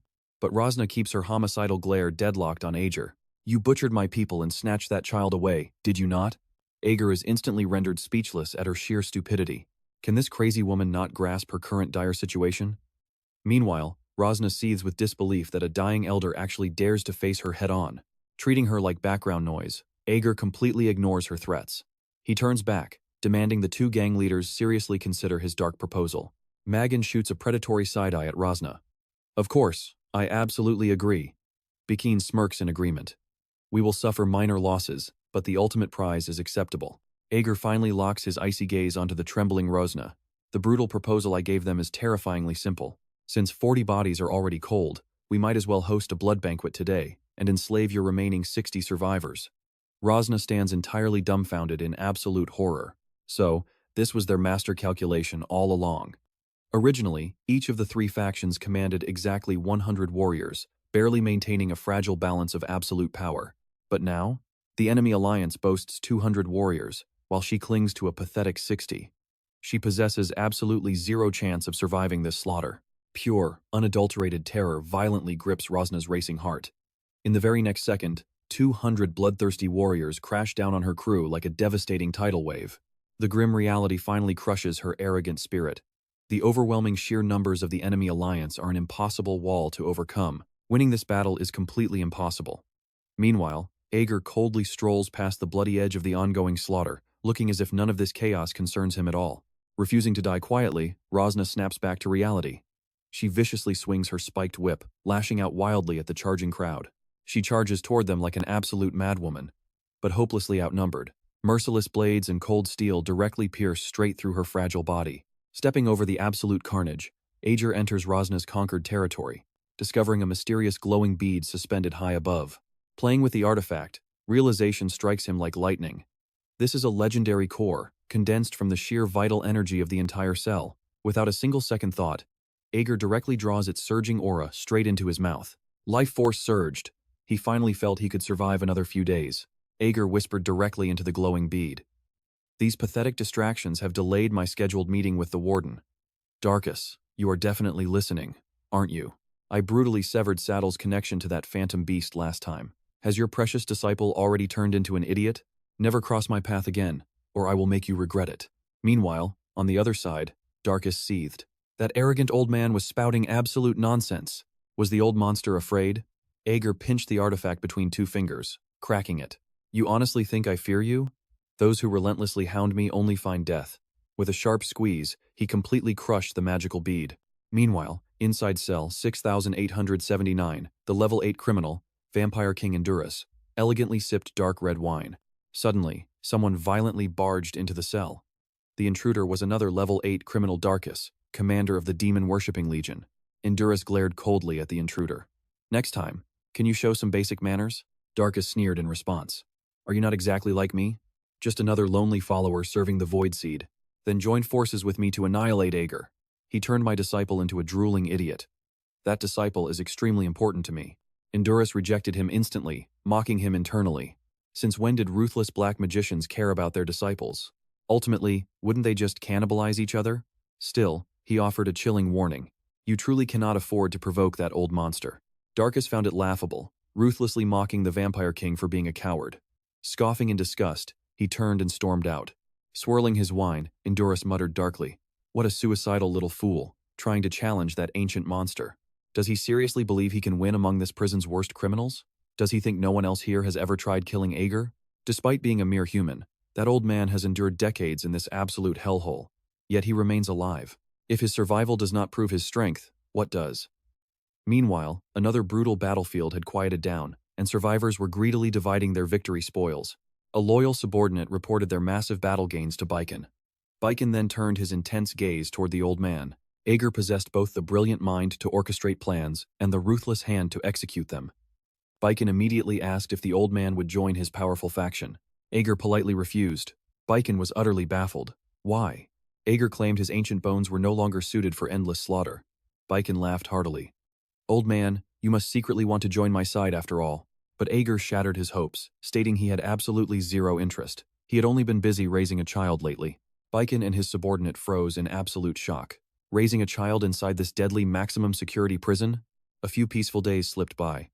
Ager announced it was time for Ciro to re-enter his mental realm. When a confused Ciro asked why, Ager firmly replied, "To forge your true destiny, you must conquer this trial." He told Ciro to sit perfectly still. "We are starting." In a flash of spiritual light, Ciro manifested inside his dark inner world. Ager's booming voice echoed. "How many times have you entered this realm today? Try pushing yourself farther forward." Ciro was honestly deeply puzzled. He fully expected Ager to teach him devastating combat techniques.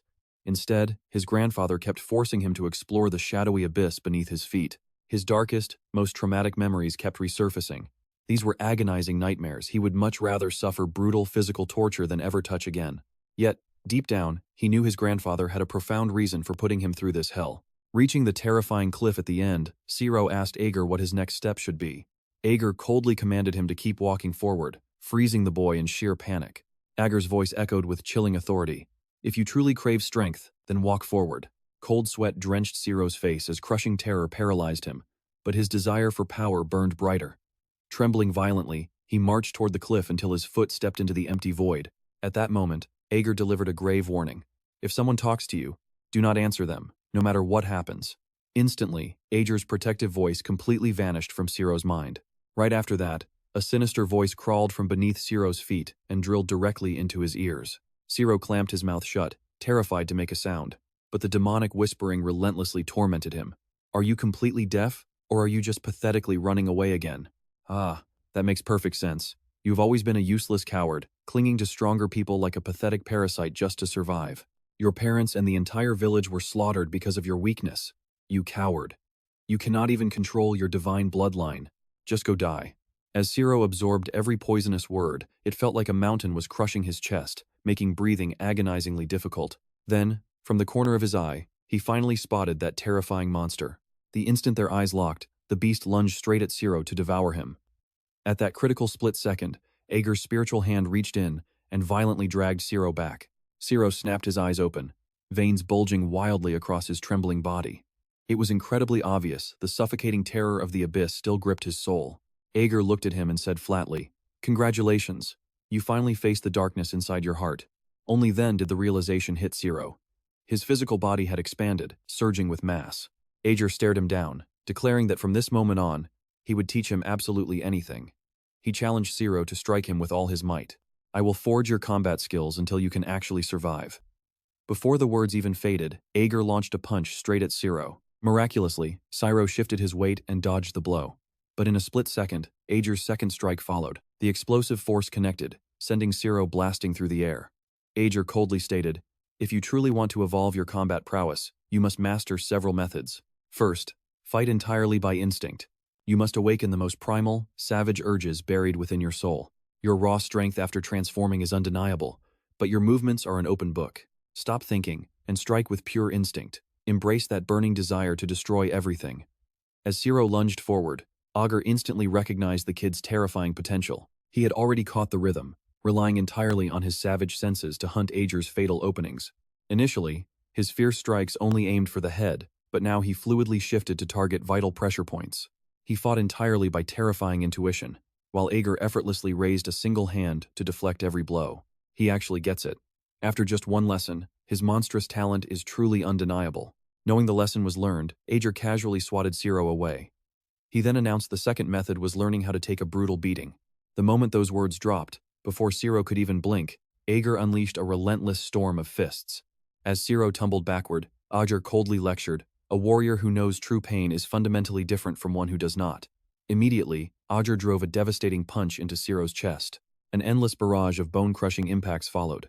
Did this foolish brat actually believe dodging the first strike was enough? Only when Zero was battered into the dirt, completely unable to rise, did Ager finally halt his assault. Ager stared at the unconscious Zero. The third method would have to wait for another day. To evolve this much during his first technical lesson was staggering. His potential eclipses my highest expectations. As Zero drifted into unconsciousness, fragmented memories of his painful past flooded his mind. He knew these visions were merely a dream. Yet, he simply could not bear to awaken just yet. Even though his father blindly favored his brother and withheld all love. Even after being abandoned to drowning loneliness, a twisted part of him still missed his father. Silent tears slipped down Zero's bruised cheeks as his heavy eyelids slowly fluttered open. Ager inspected Zero's battered frame and sighed softly. As expected, a werewolf's healing factor is absolutely monstrous. Ager dragged Zero to the absolute peak of the cell block, ordering him to focus on the inmates below. Zero peered down, only to find every single criminal fast asleep. Seeing the confusion in Zero's eyes, Ager calmly confirmed, "That is exactly right. It is resting hours right now." How does it feel to shatter the restriction system? Only warriors who confront their inner darkness can overwrite this prison's absolute laws. Zero stared at his trembling palms in pure disbelief. I really can become like Grandpa too. Watching his asset evolve at terrifying speeds, Ager knew his payday was approaching. He could soon trade him for precious life-extending pills. For countless years, he had recklessly abused his aura, and his decaying physical vessel could no longer withstand the backlash. He had dodged this fate for years, and it was finally time to end things. Plus, lingering in the shadows were the Death Warlock Saddle, the Whip Witch Rosna, and their sinister leader, the demon-worshipping Legion Commander Darkus. Ager had skillfully evaded them until now. But destiny was catching up, and a bloody confrontation was inevitable. It is time to make a move. Right then, inmates frantically inspected their weapons. The chaotic release protocol could trigger at any given second. Glancing at the panicking crowd, Kiro asked in pure confusion, "Why is everyone so frantic?" Ager grimly replied, "Today is release day. Release is a brutal purge system designed to crush any uprising preparations. By nightfall, a mountain of corpses will remain." Suddenly, a glowing system window materialized in midair across the grim cell. A robotic voice echoed through the silence. "The release protocol is now commencing."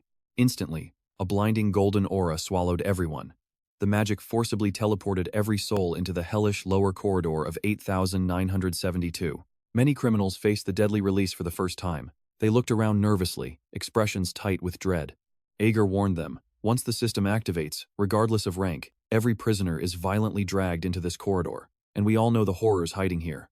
If you value your pathetic lives, retreat to the cells immediately. Right then, Ager's spine chilled as a bloodthirsty presence rapidly closed in. Zero whipped his head around, eyes widening at a massive goblin army charging straight for them. Cold sweat instantly drenched his trembling back. The endless swarm was absolutely absurd, but Ager barked at him to prepare. Today, the horrific release would forge his combat experience in blood. Just as the surrounding inmates spotted the monstrous horde, Kiro roared and fully triggered his terrifying beastman transformation. Gripping his weapon tightly, Ager commanded Zero, "Fight with every ounce of your burning soul. If you want to survive, never stop moving." At this very moment, the prisoners clash violently against the swarming goblin army. One goblin is weak, but their endless numbers suffocate everything. Zero wildly swings his claws through the horde, sending blood and torn flesh flying everywhere. But he suddenly freezes. A tiny goblin stands before him, and for a split second, pity strikes Zero's heart. In the next second, nearby goblins launch a ruthless sneak attack. Blades pierce into Zero's chest like a storm of raindrops. The small goblin raises its head, flashing a cruel, twisted smile. Zero instantly realizes he has fallen for a deadly trick. At that critical moment, Ager's figure flashes past. In the blink of an eye, those deceitful goblins are slashed cleanly in two. Ager warns Zero, "In battle, you must never hesitate. What you need to learn right now is turning slaughter into a habit. In this abyss, if you do not kill, you will be killed. Never go soft." Zero clenches his teeth, glaring at the endless tide of charging goblins. All pity vanishes, leaving absolutely nothing but blazing fury in his heart. His razor-sharp claws rise, and he slaughters madly through their endless ranks. Ager tells Zero, "Here, the combat gap between ranks is more than tenfold. So no matter how massive their numbers get, you have absolutely zero reason to fear. Goblins are so pathetic they do not even hold a rank. They are merely bloody stepping stones for your ultimate growth." Before long, mangled goblin corpses densely litter the blood-soaked floor. With the enemies annihilated, the heavy gate at the corridor's end slowly groans open. Several dark branching paths appear behind the gateway. Ager immediately asks the group which route they plan to take next.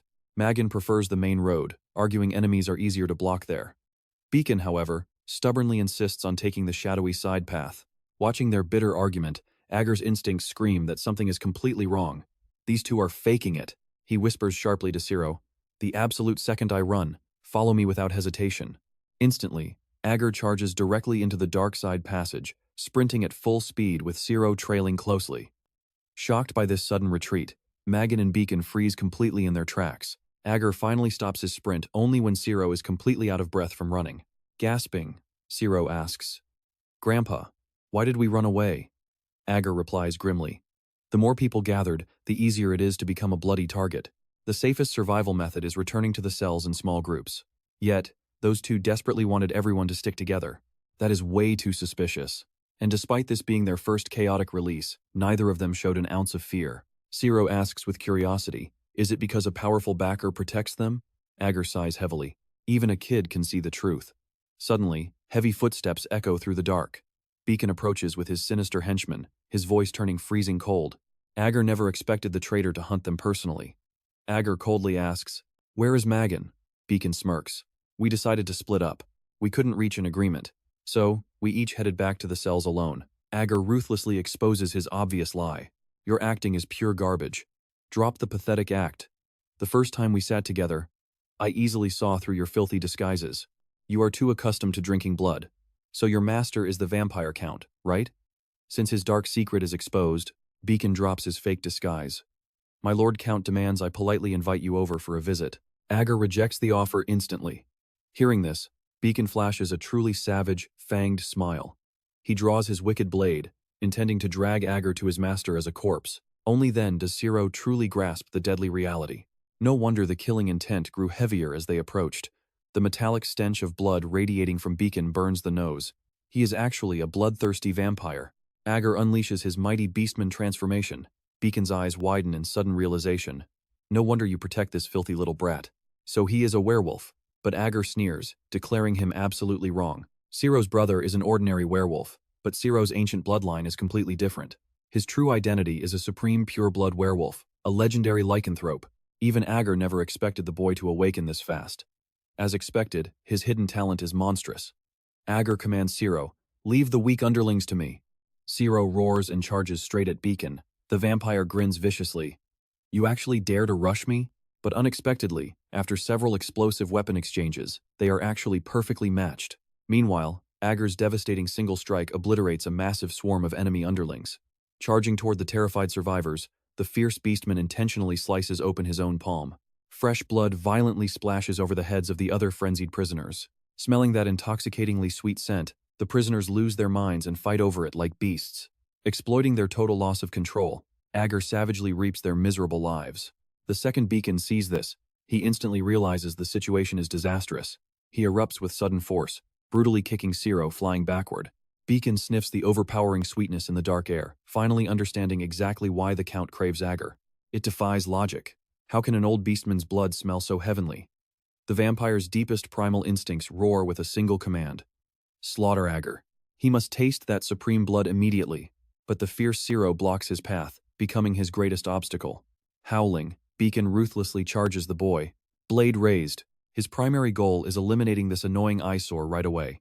Drawing on decades of battle instincts, Beacon spots an opening and ruthlessly slashes his blade across Zero's shoulder.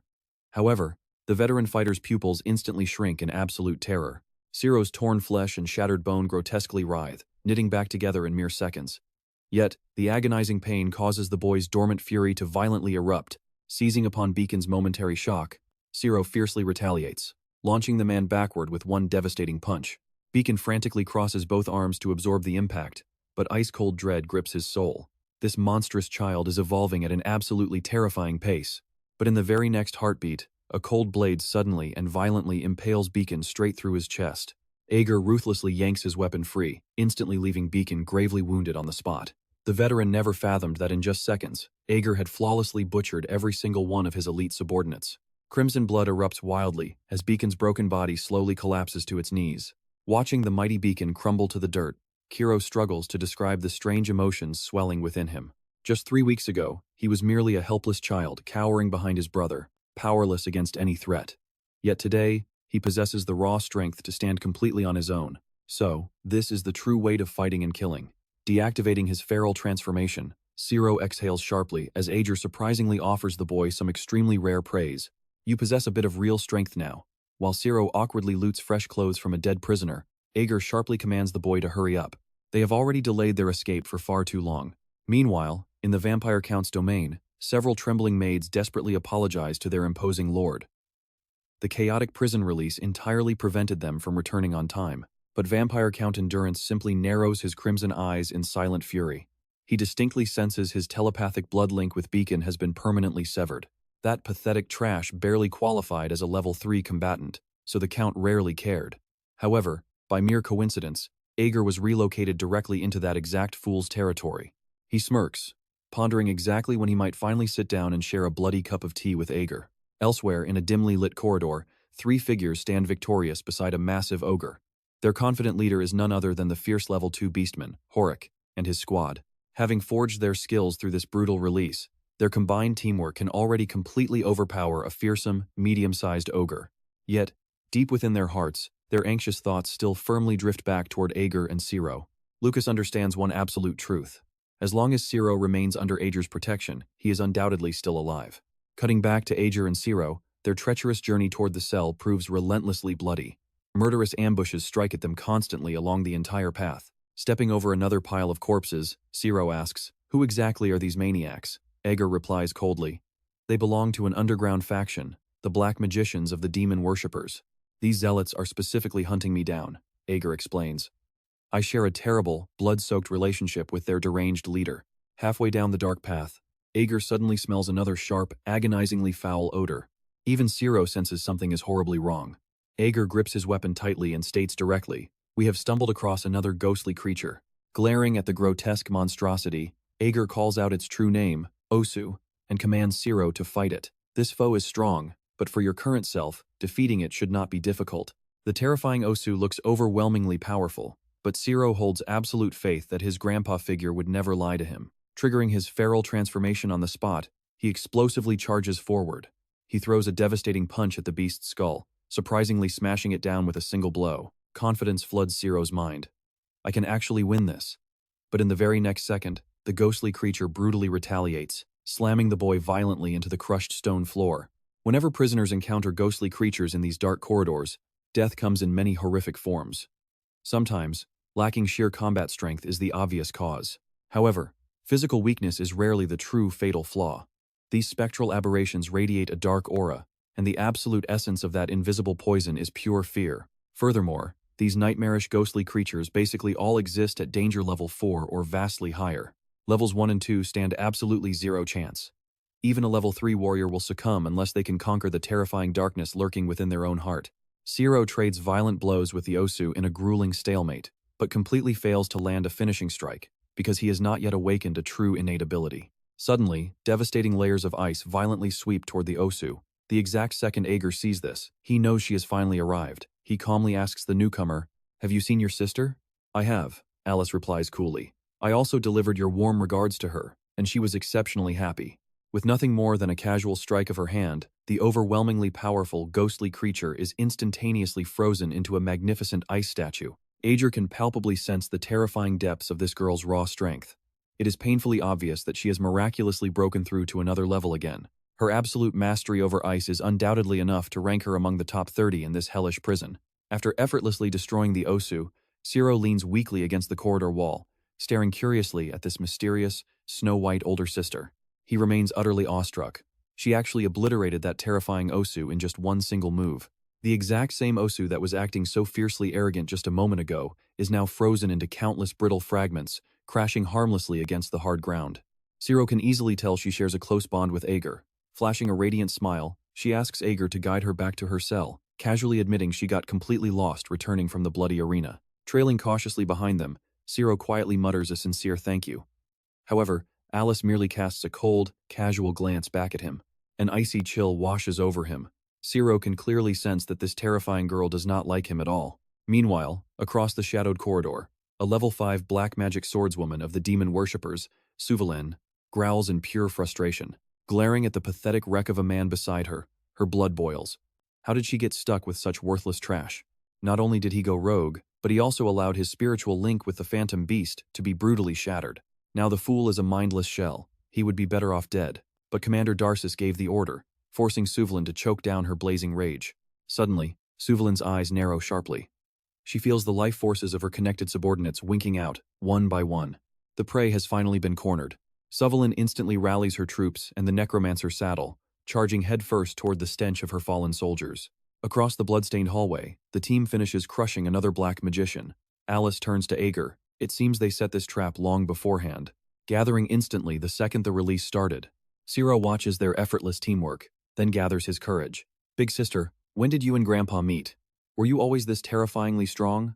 Staring into the boy's restless eyes, Alice realizes he has been studying her every move since the fight began. He probably always followed Ager around, and now a burning rivalry is sparking within his chest. Alice smiles gently at Ciro. 7 years ago, my sister and I were framed. When we first arrived, our hearts were drowning in pure despair. We had absolutely nowhere to run. We even considered ending it all, but Grandpa dragged us back from the abyss. He taught us the path of absolute strength so we could survive the bloodstained arena. Suddenly, Alice whips her head around, pure killing intent erupting from her gaze. Ager sighs in exasperation. Why do these annoying roaches keep swarming us in endless waves? Right then, Ciro spots a massive wall of shadow figures flooding the far end of the hallway. The crushing pressure is exactly like facing Yusu earlier. The suffocating aura grips his throat, stealing his breath away. Suvalin locks eyes with Ager, her ultimate target, and barks a lethal command. "Capture that old man for me right now." The charging dark mages channel violent magic into their palms. Alice steps forward with absolute confidence. "Leave this trash to me, Grandpa. I have been waiting to show you my true power." Suddenly, the dark mages raise their hands, unleashing a devastating storm of black hellfire straight at them. Alice simply raises a single hand and slams it down. Countless jagged ice spikes detonate violently beneath the mage's feet. The freezing shockwave tears through the enemy ranks. With every body it passes, an avalanche of lethal frost thorns erupts from the ground. Watching her absolute dominance, Ager feels his memories forcefully pulled back to the bitter past. The vision of two terrified little girls, clinging to each other in tears, feels like it only just happened yesterday. Before Alice's overwhelming winter wrath, The black mages are completely powerless to fight back. She can finally stand on her own. Alice unleashes a furious storm of freezing air and deadly spikes. She utterly despises anyone who interrupts her precious time with Grandpa.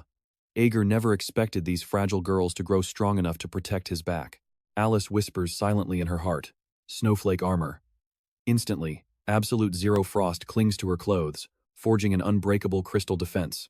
She actually wants to thank these miserable bastards. Because of them, she can finally prove her worth. By crushing these enemies, she buys more time by Grandpa's side. Zero stares in pure shock at Alice, radiating the majesty of a true ice queen. He stammers, asking Ager how a mere human can possess such godly power. Feeling the surging Arctic chill around them, Ager calmly explains.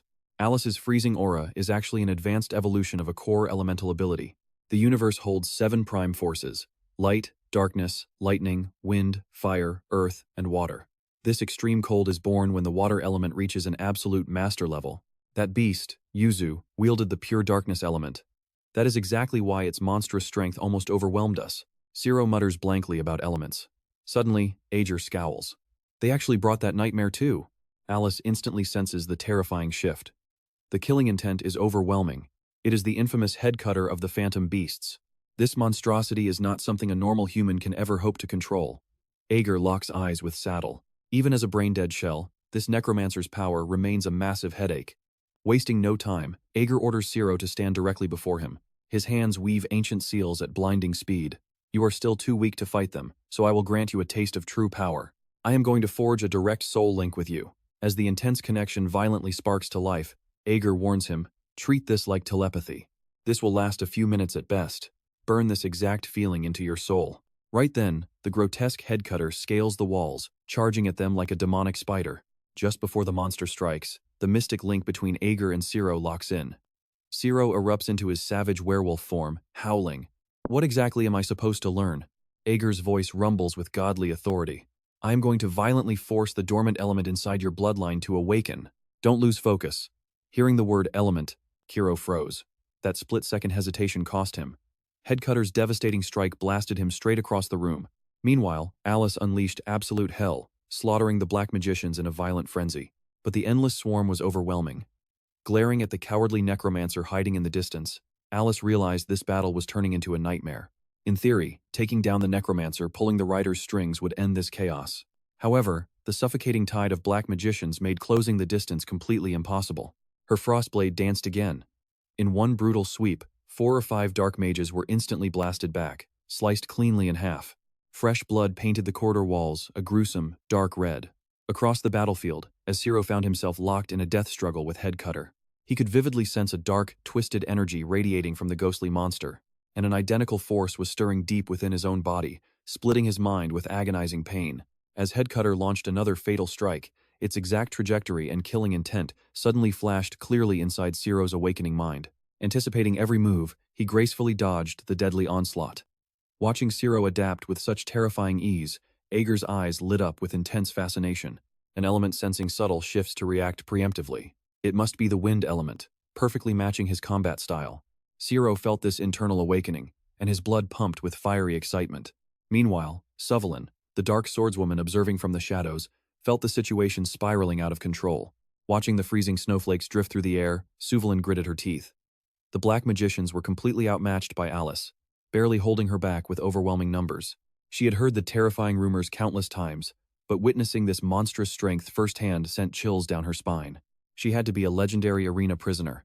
This critical mission was personally ordered by the Legion commander himself. Suvalin anticipated a tough battle, but this level of devastating resistance was completely beyond her wildest expectations. Looks like I must handle this myself. Sweeping her sharp gaze across the chaotic battlefield, she suddenly realized Ager had vanished. His presence was completely erased from her sight. Without warning, Ager materialized from the shadows, striking directly behind Suvalin. As his blade slammed into Suvalin, blinding sparks violently erupted. Ager's heart dropped. He hadn't predicted her hidden magical armor. Ager relentlessly pressed his attack. Reacting instantly, Suvalin manifested full-body armor. But Ager violently pivoted, charging straight for the necromancer. His true target had been Saddle all along. Yet in the final breathtaking second, Suvalin solidly blocked his deadly path. Ager glared intensely. You anticipated my target and still intercepted my fastest strike. You actually have some real skill. Suvalin shot back with an icy glare. For an old man, your speed is terrifying. I am dying to know why our Legion commander is so utterly obsessed with you. With those chilling words, Suvalin slowly unsheathed her menacing blade. Matching her tension, Ager lowered his stance, readying for war.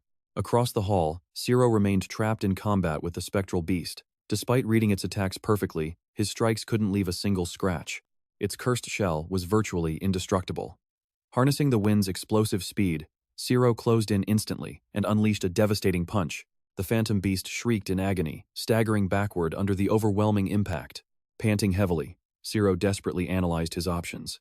How do I even kill this monster? My power cannot pierce its defenses. Suddenly, Ager's telepathic voice echoed in Ciro's mind. That creature's entire body is violently projecting the pure darkness element. Physical strikes are completely useless here. Ciro panicked. Then how do I destroy it? Ager commanded. Keep it far away from Alice. Just buy us time. I will handle the rest. Meanwhile, Ager and the Dark Swordswoman, Suvalin, clashed violently in a brutal, head-on duel. Shock violently rippled through Suvalin's mind. How could an old man possess such godlike speed? Was he a legendary spirit knight? Legends claimed these knights channeled mana to fortify their aging bodies, granting them earth-shattering power. They could even halt the aging process. Yet, Suvalin sensed absolutely zero mana radiating from Ager's fierce strikes. She glared at the worn awl in Ager's hand, utterly refusing to believe such trash could pierce her magical defenses. The second she lost focus, Ager lunged like a predator. With one savage swing of the awl, he cleanly severed her armored arm. Suvalin froze in absolute disbelief. Her impenetrable dark magic armor had been shattered effortlessly. Could this old warrior secretly be a master of the darkness element? Gripping the bloodstained awl, Ager took a slow, menacing step toward the trembling Suvalin. Suvalin was absolutely certain Ager possessed zero elemental aura. The terrifying truth struck her, the true horror lay within that mysterious awl. Without hesitation, Suvalin's dark power violently exploded outward. She instantly stacked double-layered magical armor, swearing off dangerous close-quarters combat. Surging with sinister energy, she unleashed a desperate slash, feeling suffocated by Ager's overwhelming, mountain-like pressure. To think, she was once feared universally as the infamous black magic swordswoman, but against an absolute monster like Ager, she can only rely on ranged attacks to desperately buy time. Ager refuses to waste another second. His overwhelming aura explodes violently, instantly piercing Civilian with pure, suffocating terror. Cold sweat completely drenches her body. She can literally smell death approaching. Civilian immediately unleashes Dark Sacrifice. This forbidden dark magic demands a living medium. The stronger the offered sacrifice, the more devastating the spell. In the very next breath, the necromancer saddle is swallowed by black energy, forcibly dragged into the sky. Saddle screams in absolute terror. If he dies, his ghostly creatures will vanish entirely. But a desperate Civilian no longer has the luxury of caring about his life. At that exact moment, the nightmarish phantoms battling Alice and Zero freeze dead in their tracks. Zero and Alice exchange a confused glance, completely unable to comprehend what is happening. Seconds later, the colossal ghostly abomination crashes hard into the ground, violently shaking the entire corridor. Zero stands completely paralyzed in shock for half a second. He cannot grasp the exact reason, but that sudden collapse has literally just saved his life. The endless battle has pushed him past his absolute limits, draining his body utterly dry. Alice immediately falls back behind Ager. Meanwhile, the darkness-swallowing Civilian grows so dense it warps into pitch black. Alice watches with eyes full of deep worry. She completely trusts Ager will win, but she desperately wants him unharmed. Right now, Civilian's cursed dark aura surges several times thicker than before. She compresses all that suffocating darkness into her blade, unleashing a devastating slash. A torrential flood of pure dark energy violently rushes straight toward Ager. Ager stands like an unyielding mountain, not moving an inch. The exact instant the darkness touches him, a completely devastating explosion violently erupts. Civilian maniacally stares at the blazing explosion, her body trembling with sick excitement. She is absolutely certain she landed the killing blow. But Ager calmly walks out from the swirling smoke, step by step, stopping right before her. It has been far too long since I witnessed such fierce black magic. You truly possess talent, but do you understand the grim price? The ultimate price is offering your very soul to a demon. Kids these days are undeniably bold. Your soul will soon face the void seat. Civilian collapses weakly to her trembling knees. She simply cannot comprehend why her ultimate black magic is completely useless against Ager. Ager steps up to her trembling form, stares down with absolute authority, and fiercely drives his weapon down. Civilian's magical armor violently shatters on impact. Her broken body is blasted across the room, spraying a gruesome mist of blood. Ager watch it. Boiling black energy rises from civilian's lifeless corpse. Ager merely watches in absolute silence. The glowing blue markings across his face gradually fade away. Snapping back to his senses, he calmly turns and asks if they are holding up. Alice checks Ager with profound concern, but he quickly assures her he is fine. You are the one who looks terrible. Alice is completely drenched in cold sweat, violently gasping for air. This hellish battle has consumed too much of her energy. Zero has already dropped his transformation, slumping against a wall and gasping heavily. Ager commands them, leave this place instantly. If we drag our feet for another second, we might attract something far worse. Suddenly, the eerie sound of slow clapping echoes through the corridor. Ager snaps his head around.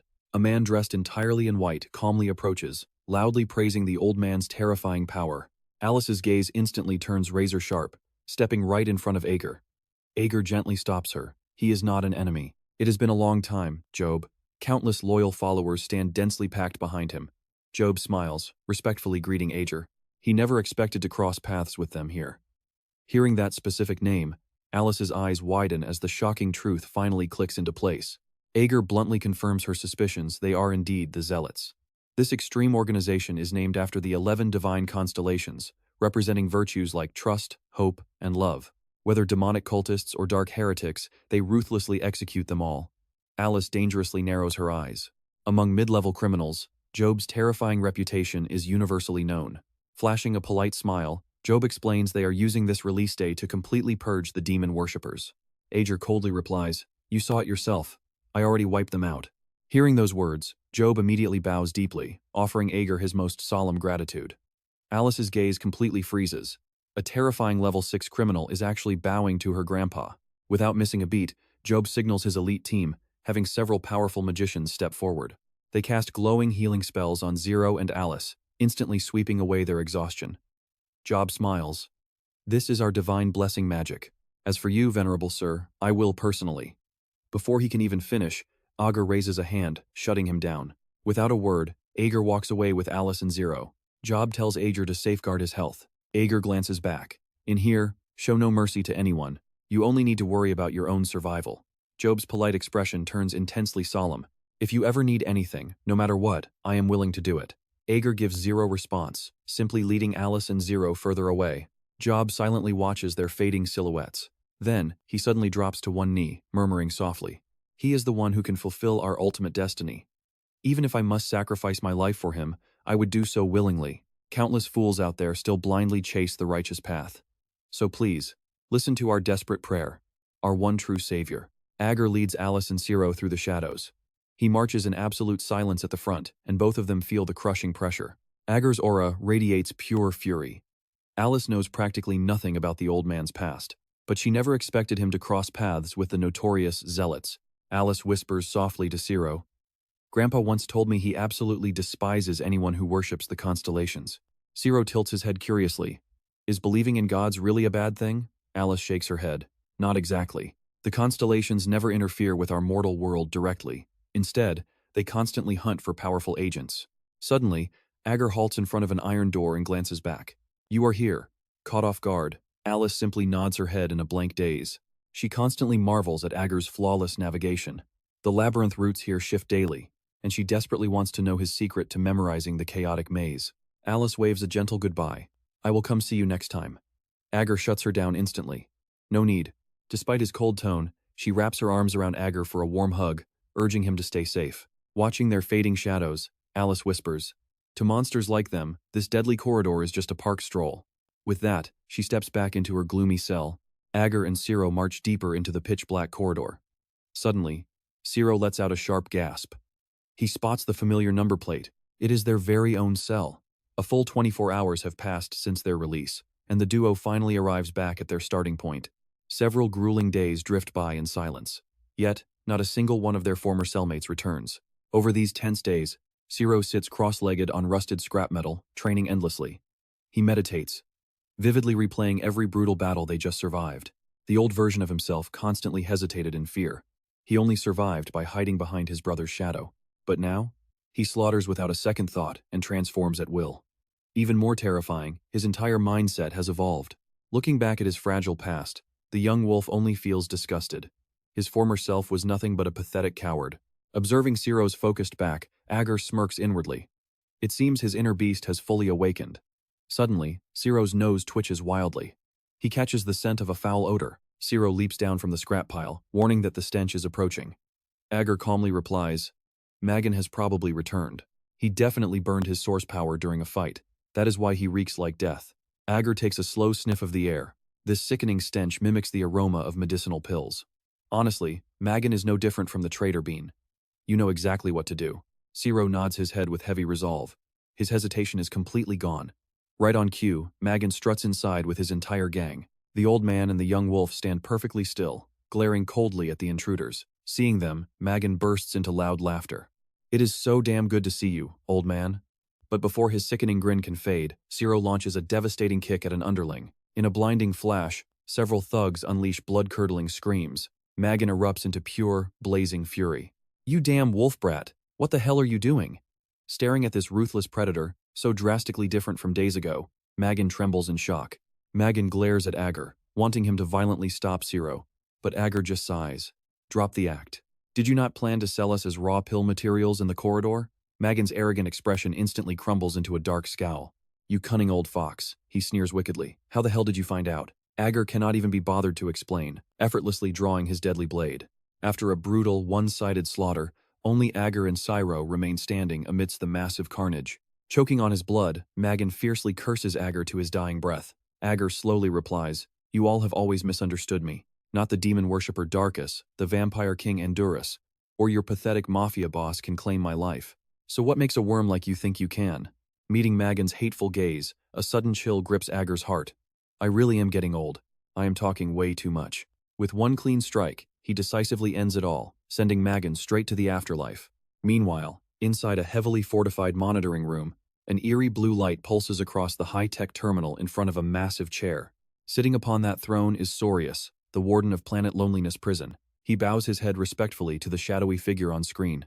Lord Kisman, I have already submitted the latest combat report on Ager. Kisman skims the file. Ager still loves painting the walls with blood. Yes, my lord. That is exactly why I locked Ager in solitary confinement for 2 weeks. We must avoid drawing the cosmic government and church's eyes. I successfully hid that monster for 66 years. But his terrifying presence cannot stay buried for much longer. Right on time, the lycanthrope king is arriving to inspect the merchandise's condition. Hearing this, the stressed warden lets out a heavy, exhausted sigh. I can only pray this critical mission is the absolute last time we must supply Ager with those pills. Furthermore, the demon-worshipping Legion commander is aggressively hunting Ager down. An all-out war might erupt soon. Kisman just smiles faintly. He can easily handle the trash himself. I have spent lifetimes observing his brutal methods. Though, I hear his mortal shell is rapidly failing him. Without our pills, he has 3 to 5 months left, max. The legendary Ager will miserably die in absolute loneliness. Meanwhile, Ciro embraced the wind flowing around him. He sensed every microscopic shift, from creeping insects to the gentle splash of falling water droplets. Ciro snapped his eyes open. So, this was true elemental power. He stomped the ground with brutal force, pulling swirling winds tightly around his entire body. He had grown vastly stronger compared to 1 month ago, yet he still could not scratch those terrifying phantom creatures. Grandpa explicitly warned that only possessing overwhelming power that crushes the enemy's element can defeat them. He pondered intensely. How could he supercharge his wind element? Grandpa definitely knew the secret. I will wait patiently for his guidance. Only then, upon reuniting with my brother, will I finally stop dragging him down. Ager sat in total silence beside the training Ciro. Suddenly, the old man's ears twitched sharply, detecting the heavy cell door creaking open. Ciro instantly sensed the intrusion and snapped his gaze toward the entrance. A menacing shadow stepped through the frame, sharply calling out Ager's name. Emerging from the shadows was a uniformed prison guard, aggressively demanding Ager's immediate attention. Ager suddenly replied from right behind her. She glared coldly, scolding him for sneaking up without a single sound. Ager immediately summoned Ciro over, and the boy swiftly jogged to stand protectively in front of him. The imposing woman then introduced herself. I am level 6 guard Tessie. Ciro's heart dropped instantly. Level 6. That meant she vastly overpowered big sister Alice, who was only level 5.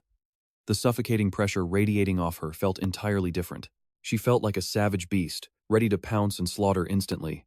Ager calmly met her gaze and asked, No new prisoners have arrived here recently. Are you forcing me to change cells again? Ager scratched his ear with a helpless sigh. My fragile health has been terrible lately. I completely refuse to relocate. Tessie's fierce expression violently darkened. What exactly was this old geezer plotting? The higher-ups warned me not to provoke him, but never mentioned this stubborn defiance. Let us make a bet. Have this kid fight me. If the boy actually wins, I will quietly follow you. Ager turned toward Ciro, who gave a firm nod, confirming his absolute readiness. Ciro instantly dropped into a combat stance. Tessie tightened her leather gloves. Listen, kid, I will show absolutely no mercy. Their fierce gazes clashed violently, making the very air crackle with tension. Tessie lunged first. Ciro frantically threw his arms over his chest, twisting his body to desperately evade. Tessie shot a stunned glare at Ager. A mere level 3 prisoner had flawlessly dodged her wind element strike. The devastating truth hit Tessie immediately. This brat was undoubtedly personally trained by that mysterious old man. You dare use me as his personal training dummy? I will teach him true despair. Terrifying elemental power converged in Tessie's palm as she viciously slashed forward. The solid, refined iron beside them was sliced cleanly in half. Meanwhile, Ciro's absolute best attacks could previously only leave minor scratches upon it. Freezing sweat instantly drenched Ciro's back. She also wielded the wind element, yet her single casual strike possessed world-shattering destructive power. Will I eventually command that exact same legendary power? He could not stop his racing thoughts. Tessie glared at Ciro, her blazing fury erupting. This brat actually let his mind wander mid-battle. He was treating her like an absolute joke. Ciro violently snapped back to reality, acutely sensing the guard's bloodthirsty aura drastically mutating into something monstrous. Initially, he foolishly believed that even without winning, he could at least stall for time. But Tessie's explosive speed was simply beyond human comprehension. Like a phantom, she instantly materialized completely behind Ciro. In the next brutal second, an overwhelming storm of devastating punches rained down upon him. He desperately tried to block, but agonizing pain exploded through his nerves like lightning, rendering his shattered body completely paralyzed. Delivering a ruthless final strike, Tessie smashed Ciro brutally into the concrete. Glaring down at the battered boy, she found it utterly impossible to connect this weakling with that terrifying werewolf from earlier. Guard Tessie stated coldly, I spared his pathetic life. I win. Ager nodded silently. Then I have no choice but to follow you. Ager hauled the unconscious Ciro onto his back, trailing the fierce guard. After a tense walk, Ciro finally awakened. Ager suddenly turned toward the right corridor, but the strict guard instantly commanded them to move left. Ager firmly told the guard, taking the right path is much faster. I must visit somewhere important along the way. Tessie stood entirely speechless before deciding avoiding extra trouble was wiser, ultimately granting his demand. If this stubborn fool messed things up, her precious resting hours would be severely delayed. Ager led them to a heavy door, revealing a blindingly radiant room inside. Ciro instinctively shielded his aching eyes. Ager dragged him inside, explaining this magical space allowed for relentless, non-stop training, essentially serving as an ultimate underground gymnasium. Ager looked seriously at Ciro. Stay right here and train relentlessly. I am leaving with the guard. I will return for you in exactly 2 weeks. Can you survive alone? Ciro nodded with iron resolve. I can, Grandpa. I will train like crazy. Vivid memories of the boy's brutal training flashed through Ager's mind as he reassuringly patted Ciro's trembling shoulder. This sacred room will exponentially multiply your wind element's raw power. Do not disappoint me. Ciro recalled his absolute, humiliating defeat against the guard, fiercely clenching his bruised fists for ultimate motivation. I can definitely survive this. Ciro glared seriously at Ager. Grandpa, I swear I will succeed. As Ager marched Ciro and the fierce guard inside, absolute shock paralyzed every single bystander. Why on earth is a prison guard here? Guard Tessie crosses her arms, her face twisting in pure disgust at the foul stench and terrible environment. She heavily demands Ager wrap things up quickly, declaring she will wait outside the room. Suddenly, earth-shaking footsteps echo through the hall. A mountain of muscle blocks their path.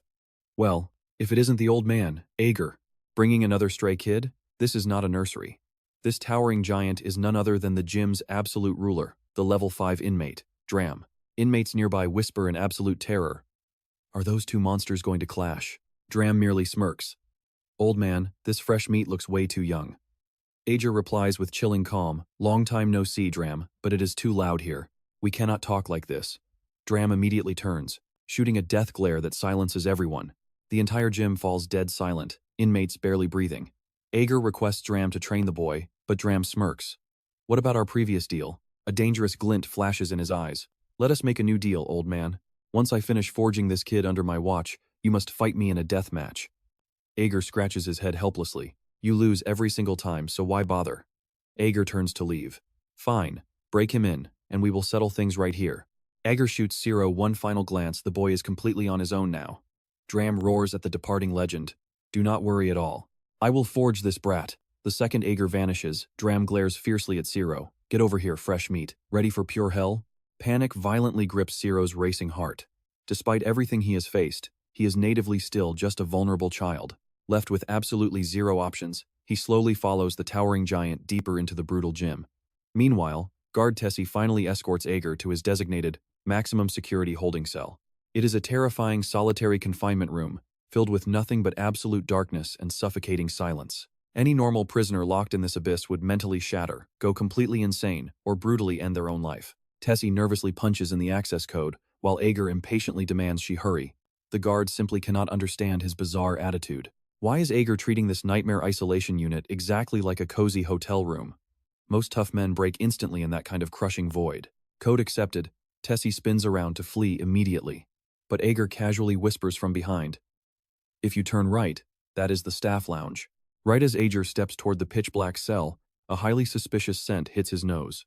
He violently whips around, tackling Tessie from behind and instantly sealing his heavy hand over her screaming mouth. Panic floods her veins. She assumes this dangerous old man has finally gone completely mad. He actually dares to take an armed guard hostage. In this lethal hellhole, assaulting staff is an instant death sentence. Even capturing the absolute warden guarantees zero escape. This reckless fool is practically begging for death. Meanwhile, back in the gym, Dram's loyal underling aggressively tests Zero's absolute physical limits. After surviving a grueling circuit on the demonic equipment, a totally drained Zero violently collapses straight onto the hard floor. Zero realizes these hulking inmates care absolutely nothing for anything except raw, brutal training. He originally expected Uncle Dram to violently torture him, but it is just hellish physical conditioning instead. Suddenly, Dram summons the gasping boy to the blood-stained fighting ring, commanding Zero to spar against a terrifying veteran. The bloodthirsty crowd of hardened convicts eyes the tiny boy with incredibly wicked, mocking grins. Staring at this fragile, well-behaved kid, his hulking opponent stands completely frozen in absolute disbelief. He fears one strike will shatter the boy. This monster is the level 4 boxer, Vincent. He yells to Dram, "If I accidentally crush this kid, I take zero responsibility. Just snap 2 or 3 of his limbs and knock him out cold immediately." Dram calculates the brutal risks inwardly. Ager only protects assets worth hundreds of millions. This golden child absolutely cannot be killed. An inmate steps up as referee, loudly shouting to begin. Vincent instantly explodes towards Zero, violently launching forward exactly like a devastating, high-speed cannonball. Zero instantly ignites his Beastman transformation. The entire crowd gasps in sheer shock. Beastmen cannot naturally transform before age 20. Dram's heart drops. That legendary monster Ager definitely trained this terrifying kid. Intense jealousy flares inside him. Why would Ager happily pass down his divine secrets to a brat, yet deny Dram completely? The ring explodes with deadly action as Vincent launches a bone-crushing right hook straight for the boy's head. Zero throws up his arms, deflecting dozens of rapid, explosive strikes. Vincent's massive fists strike exactly like falling iron anvils. The giant is huge, and surprisingly lightning-fast as well. Yet, compared to the shadowy abominations from the death corridor, this is a joke. Zero suddenly remembers his grandpa's solemn warning. First, elemental power dramatically drains your raw physical stamina. Then, it ruthlessly consumes your mental energy. Once your mind shatters, death is the only absolute escape. Never overuse your elements. But they are not trapped in that cursed corridor anymore. This battle is the ultimate test of his limits. Eliminating all hesitation, Zero summons roaring wind elements around his entire body. Instantly, Vincent's incoming attack trajectory becomes perfectly mapped in Zero's glowing eyes. The massive boxer freezes in pure shock. How is this tiny kid effortlessly dodging every single one of his devastating blows? Seizing the perfect opening while Vincent stood paralyzed, Zero unleashed a devastating punch. In a flash, blood erupted from Vincent's chest, a strike powerful enough to severely cripple him. Vincent desperately clutched his shattered chest, absolutely refusing to fall to a mere child. But after a few pathetic struggles, he collapsed with burning resentment. The surrounding crowd immediately exploded into chaotic whispers. Nobody could believe Zero actually claimed victory. Dram never expected the young boy sent by the mysterious old man to possess such terrifying ferocity. Even Vincent, who had just awakened as a level 4 combatant, was completely crushed by him. That was because elemental power was a legendary skill reserved exclusively for level 5 masters. Even with the old man's elite guidance, a level 3 prisoner grasping it was an absolute miracle. Dram felt an overwhelming urge to enter the battlefield himself. He respectfully cupped his fists toward Zero. Next, I will be your opponent. Before the echo even faded, a colossal iron fist wrapped in monstrous force smashed forward, leaving Zero no time to process. He could only desperately dodge. At this critical moment, Zero possessed practically no power to counterattack. He frantically wrapped the last remaining traces of his wind element completely around his body, yet he still could not escape Dram's brutal iron fist. That devastating punch made Zero violently cough up blood. The power gap against a level 5 monster was an insurmountable wall. Immediately following was another colossal punch that blasted Zero straight across the arena. His sharp claws dragged violently across the ground, igniting blinding sparks. His beloved brother's image flashed through Zero's mind. He absolutely refused to burden his brother ever again. His ancient werewolf bloodline erupted instantly as violent wind elemental power surged. In a breathtaking flash, he leaped high above Dram, unleashing a savage downward slash with his razor claws. In that heart-stopping moment, Dram could only raise both heavily armored arms to block. Zero seized that split second, unleashing a devastating, relentless barrage of deadly strikes. After absorbing countless brutal blows, Dram forcefully locked Zero in an inescapable grip. In the very next second, using downward force like intense gravity, he slammed Zero into the hard earth with godlike power. But Zero pushed his wind element to its absolute limit, forcefully breaking free with a backflip. He drove a fierce kick right at Dram's face. After his strike was cleanly blocked, he weaponized his agility once again, burying a devastating punch into Dram's spine, then swiftly danced away, relentlessly circling Dram with a continuous storm of harassing strikes. Yet despite this drawn-out war, Dram had not suffered a single scratch. While Zero was violently teetering on the edge of total exhaustion, it was revealed that Dram's entire body was perfectly encased in impenetrable redstone armor. Dram casually retracted his redstone armor and smiled confidently. "You are exceptionally skilled. That extreme darkness training is incredible too." Zero was deeply shaken by those words. "You also survived that terrifying training of walking through the shadowy world?" Ager was left completely speechless. The boy actually had to walk through total darkness. Back then, he had merely thrown the concept out as a casual joke. Zero openly told Dram about the secret meditation method his grandpa taught, crediting his newfound explosive strength to it. Dram laughed and joked, "Cut the absolute nonsense. You think I have never practiced meditation before? This specific meditation is completely different. You must walk through the terrifying darkness within your inner world. Grandpa personally taught me that." Although Dram was thoroughly confused, he knew this was the legendary old man's secret method. He instantly bowed toward Zero. "Master, please teach me this divine method." Zero froze completely. A dark sense of foreboding washed over him, considering he had only trained for 1 month. Grandpa strictly warned him that such forbidden techniques could never be shared casually. The risks were catastrophically dangerous. Ager had even delivered a deadly serious warning to absolutely never attempt it. But watching Dram practically begging on his knees, and realizing he heavily relied on this man's brutal training to survive afterward, Zero's resolve slightly softened, revealing just a tiny fraction should be completely harmless, right? Dram desperately suppressed his inner excitement. "I must remain utterly patient. I cannot pressure this powerful child. Even if I get rejected, it hardly matters. There is still plenty of time. I absolutely must master it." Zero spoke with lingering hesitation. "I will try to teach you." Dram lit up with the pure joy of a child. "Really? Then let us start right now." Zero instructed Dram to close his eyes and empty his mind. "Focus entirely on your breathing, then inhale as deeply as humanly possible. Right after that, the trial would begin." Meanwhile, at the prison guard rest area, Officer Tessie was preparing for a quiet shower, but her haunted mind uncontrollably flashed back to that mysterious old man, Ager. When she escorted Ager to the solitary cell, he had suddenly clamped his hand firmly over her mouth. At that terrifying second, she assumed Ager had completely lost his sanity, until he urgently whispered for her to look straight ahead. Lurking right in their path crouched a hideously twisted ghostly creature. Tessie had been completely paralyzed by deep confusion. "Do I not have a divine protective charm?" This very charm was flawlessly forged by the Church of the Light constellation. In theory, ghostly abominations could never approach. So why would this demonic creature still attack? Ager replied with a terrifyingly flat tone. "It might have malfunctioned. That happens occasionally." Tessie had served as a guard for years. Yet, this was the first time she had ever heard of a supernatural ghostly creature experiencing a malfunction. The more Tessie pondered, the more her curiosity burned. She cornered Ager, demanding his true identity. Ager sighed helplessly. "If you really want to know, go ask the clerk." Tessie froze in sheer shock. Clerk Bemlio was a level 9 prison guard. His true position, a closely guarded secret. This old man was clearly just a level 1 prisoner. So how on earth could he know that? Seeing Tessie rooted to the spot, Ager spoke again. "If you are truly curious, he will give you the answer." You can close the door now. Tessie finally turned and left. But the burning itch of curiosity only grew stronger. Just how many dark secrets was Ager hiding? Meanwhile, Ciro pulls Dram into his inner world, but the man is nowhere to be seen. Panic grips Ciro. Fearing the absolute worst, he frantically calls out for Dram in every direction. Suddenly, Ager materializes right behind Ciro. Why didn't you listen? He scolds coldly, sending pure terror down Ciro's spine.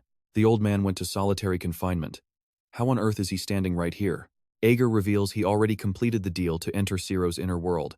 Besides, Dram simply cannot walk in the darkness. His own inner world is far too blindingly bright.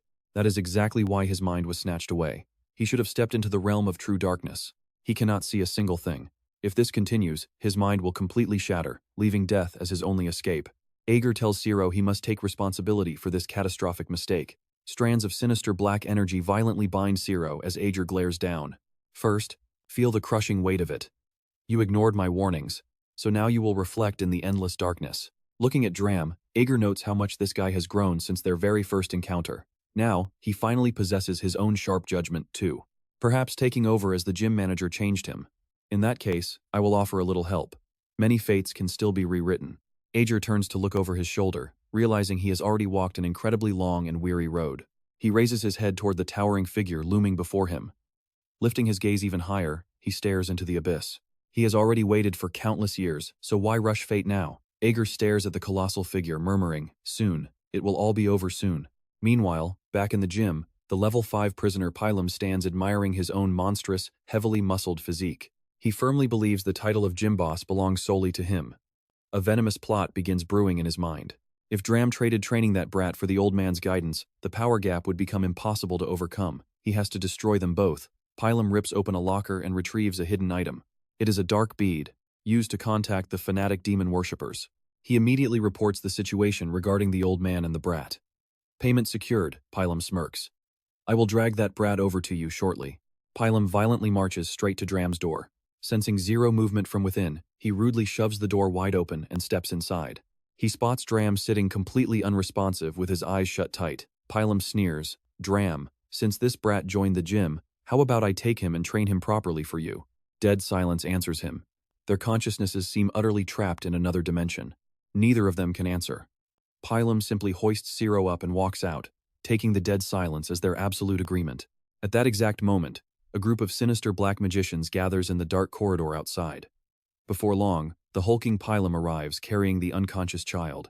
After confirming Ciro is their ultimate target, the dark sorcerers pull out several mysterious vials and hand them straight to Pylam. Pylam accepts the ominous vials and turns to leave. The black magicians erupt into chilling, low whispers of laughter. As expected, he is just a muscle-brained idiot. Meanwhile, Dram's physical body suddenly convulses violently. In a flash, he jerks wide awake. Dram is drenched in cold sweat, his face burning bright red. He desperately scans the room, realizing Ciro is completely gone. Dram violently clenches his trembling fists. That absolute nightmare felt like plunging straight through the depths of another dimension. Those agonizing past memories almost swallowed me whole. Luckily, my sheer survival instinct broke me free. The past belongs strictly in the past. The lightning bolt of truth finally strikes. Dram realizes he has always been chained by his tragic history, preventing him from ever taking that crucial next step forward. A tiny, lingering patch of pitch-black darkness remains rooted deep within his heart. From those shadows, a mysterious figure seems to be constantly beckoning him closer. He has absolutely no clue who it is. Perhaps it is the terrifying shadow of his future self. Before he can dig any deeper, a terrified subordinate crashes through the door. That absolute madman Pylam is brutally massacring our brothers. Dram explodes into the main hall, only to find every single one of his loyal men beaten into the floor. His boiling rage instantly freezes into pure, deadly ice. Pylam, you had better give me a damn good explanation. Pylam flashes a vicious, bloodthirsty grin.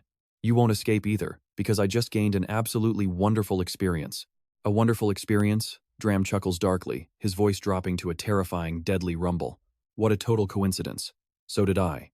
Meanwhile, in the shadowy corridor on the other side, the dark sorcerers rest. The black magician guarding Ciro suddenly notices the brat has been eerily muttering under his breath this entire time. Before the dark sorcerer can even blink, his arm is instantly severed. Immediately after, an ancient, chilling voice echoes from the boy's mouth. I am incredibly curious. What exactly does it feel like to possess a werewolf? The remaining black magicians stood completely paralyzed in shock. They never imagined a mere brat could possess such terrifying strength. Then, a trembling voice pointed out the brand on Zero's neck. Number 51. They stared at the boy in absolute horror, suffocated by his overwhelming aura. Number 51? How is that even possible? Inside Zero's body, Ager felt a dark, primal instinct awaken, a violent urge to rush forward and tear his prey to bloody shreds. So this primal rage drove the werewolves to extinction. What a tragedy. But as merchandise, this kid won't have to endure loneliness for long. I might as well enjoy this hunt properly. In an instant, Zero's physical form underwent a massive, monstrous transformation. The beastman threshold the boy could never cross was effortlessly shattered by Ager's overwhelming spiritual power. Ager marveled at the true form of a pure-blooded werewolf. This body was incredibly youthful. Without warning, he launched himself fiercely at the terrified black magicians. The panicked black magicians frantically cast their strongest protective barriers. But Ager didn't even flinch. He violently tore through their defenses, ripping the crowd apart in a brutal frenzy. In a mere heartbeat, nothing remained but silent corpses. He dropped the transformation with a heavy sigh. This possession time is far too short, making it incredibly hard to maintain perfect control. Moving on, he ruthlessly stripped the dark robes right off the dead black magicians' corpses. Every single transformation leaves me completely naked. What an absolute hassle. Since I sense Jacob nearby, I might as well grab a durable magic outfit that won't rip apart. Meanwhile, back at the gym arena, Drom was shockingly being pushed into a desperate corner. They clashed evenly at first, but Pylam ultimately seized the crushing upper hand. In that devastating moment, Dram felt the bitter taste of true regret. His past arrogance had truly blinded him. Suddenly, Ager's chilling voice pierced straight into Dram's consciousness. That voice. Old man. Ager then spoke coldly. It is me. I put so much effort into guiding you through the darkness, and you dare lose to a pathetic nobody like this. Only then did the absolute truth hit Dram. His mysterious shadow mentor had always been Ager. He frantically screamed in his heart, Old man, please guide me just once more. I refuse to lose. Ager responded with a single, chilling command. Close your eyes, exactly as you did in the abyss. First, you must conquer your own trembling fear. The instant Dram shut his eyes, that incredible, familiar power washed over him once again. Ager's voice echoed. Do not look with your physical eyes. Feel the deep energy your opponent radiates. Sense his elemental magic, his pure killing intent, his dark obsession.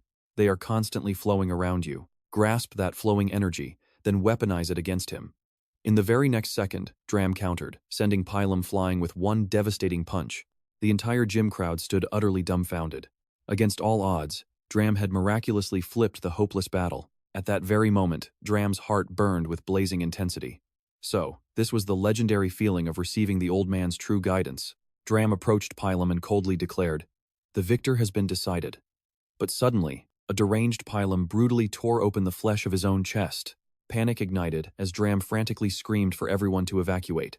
Run, he is completely falling to the demonic corruption. The terrified crowd scrambled outside, while Ager simply strolled forward. With a single, lightning-fast swipe of his claw, Pylam was brutally decapitated on the spot. I have always absolutely despised noisy places like this, Ager remarked with chilling indifference.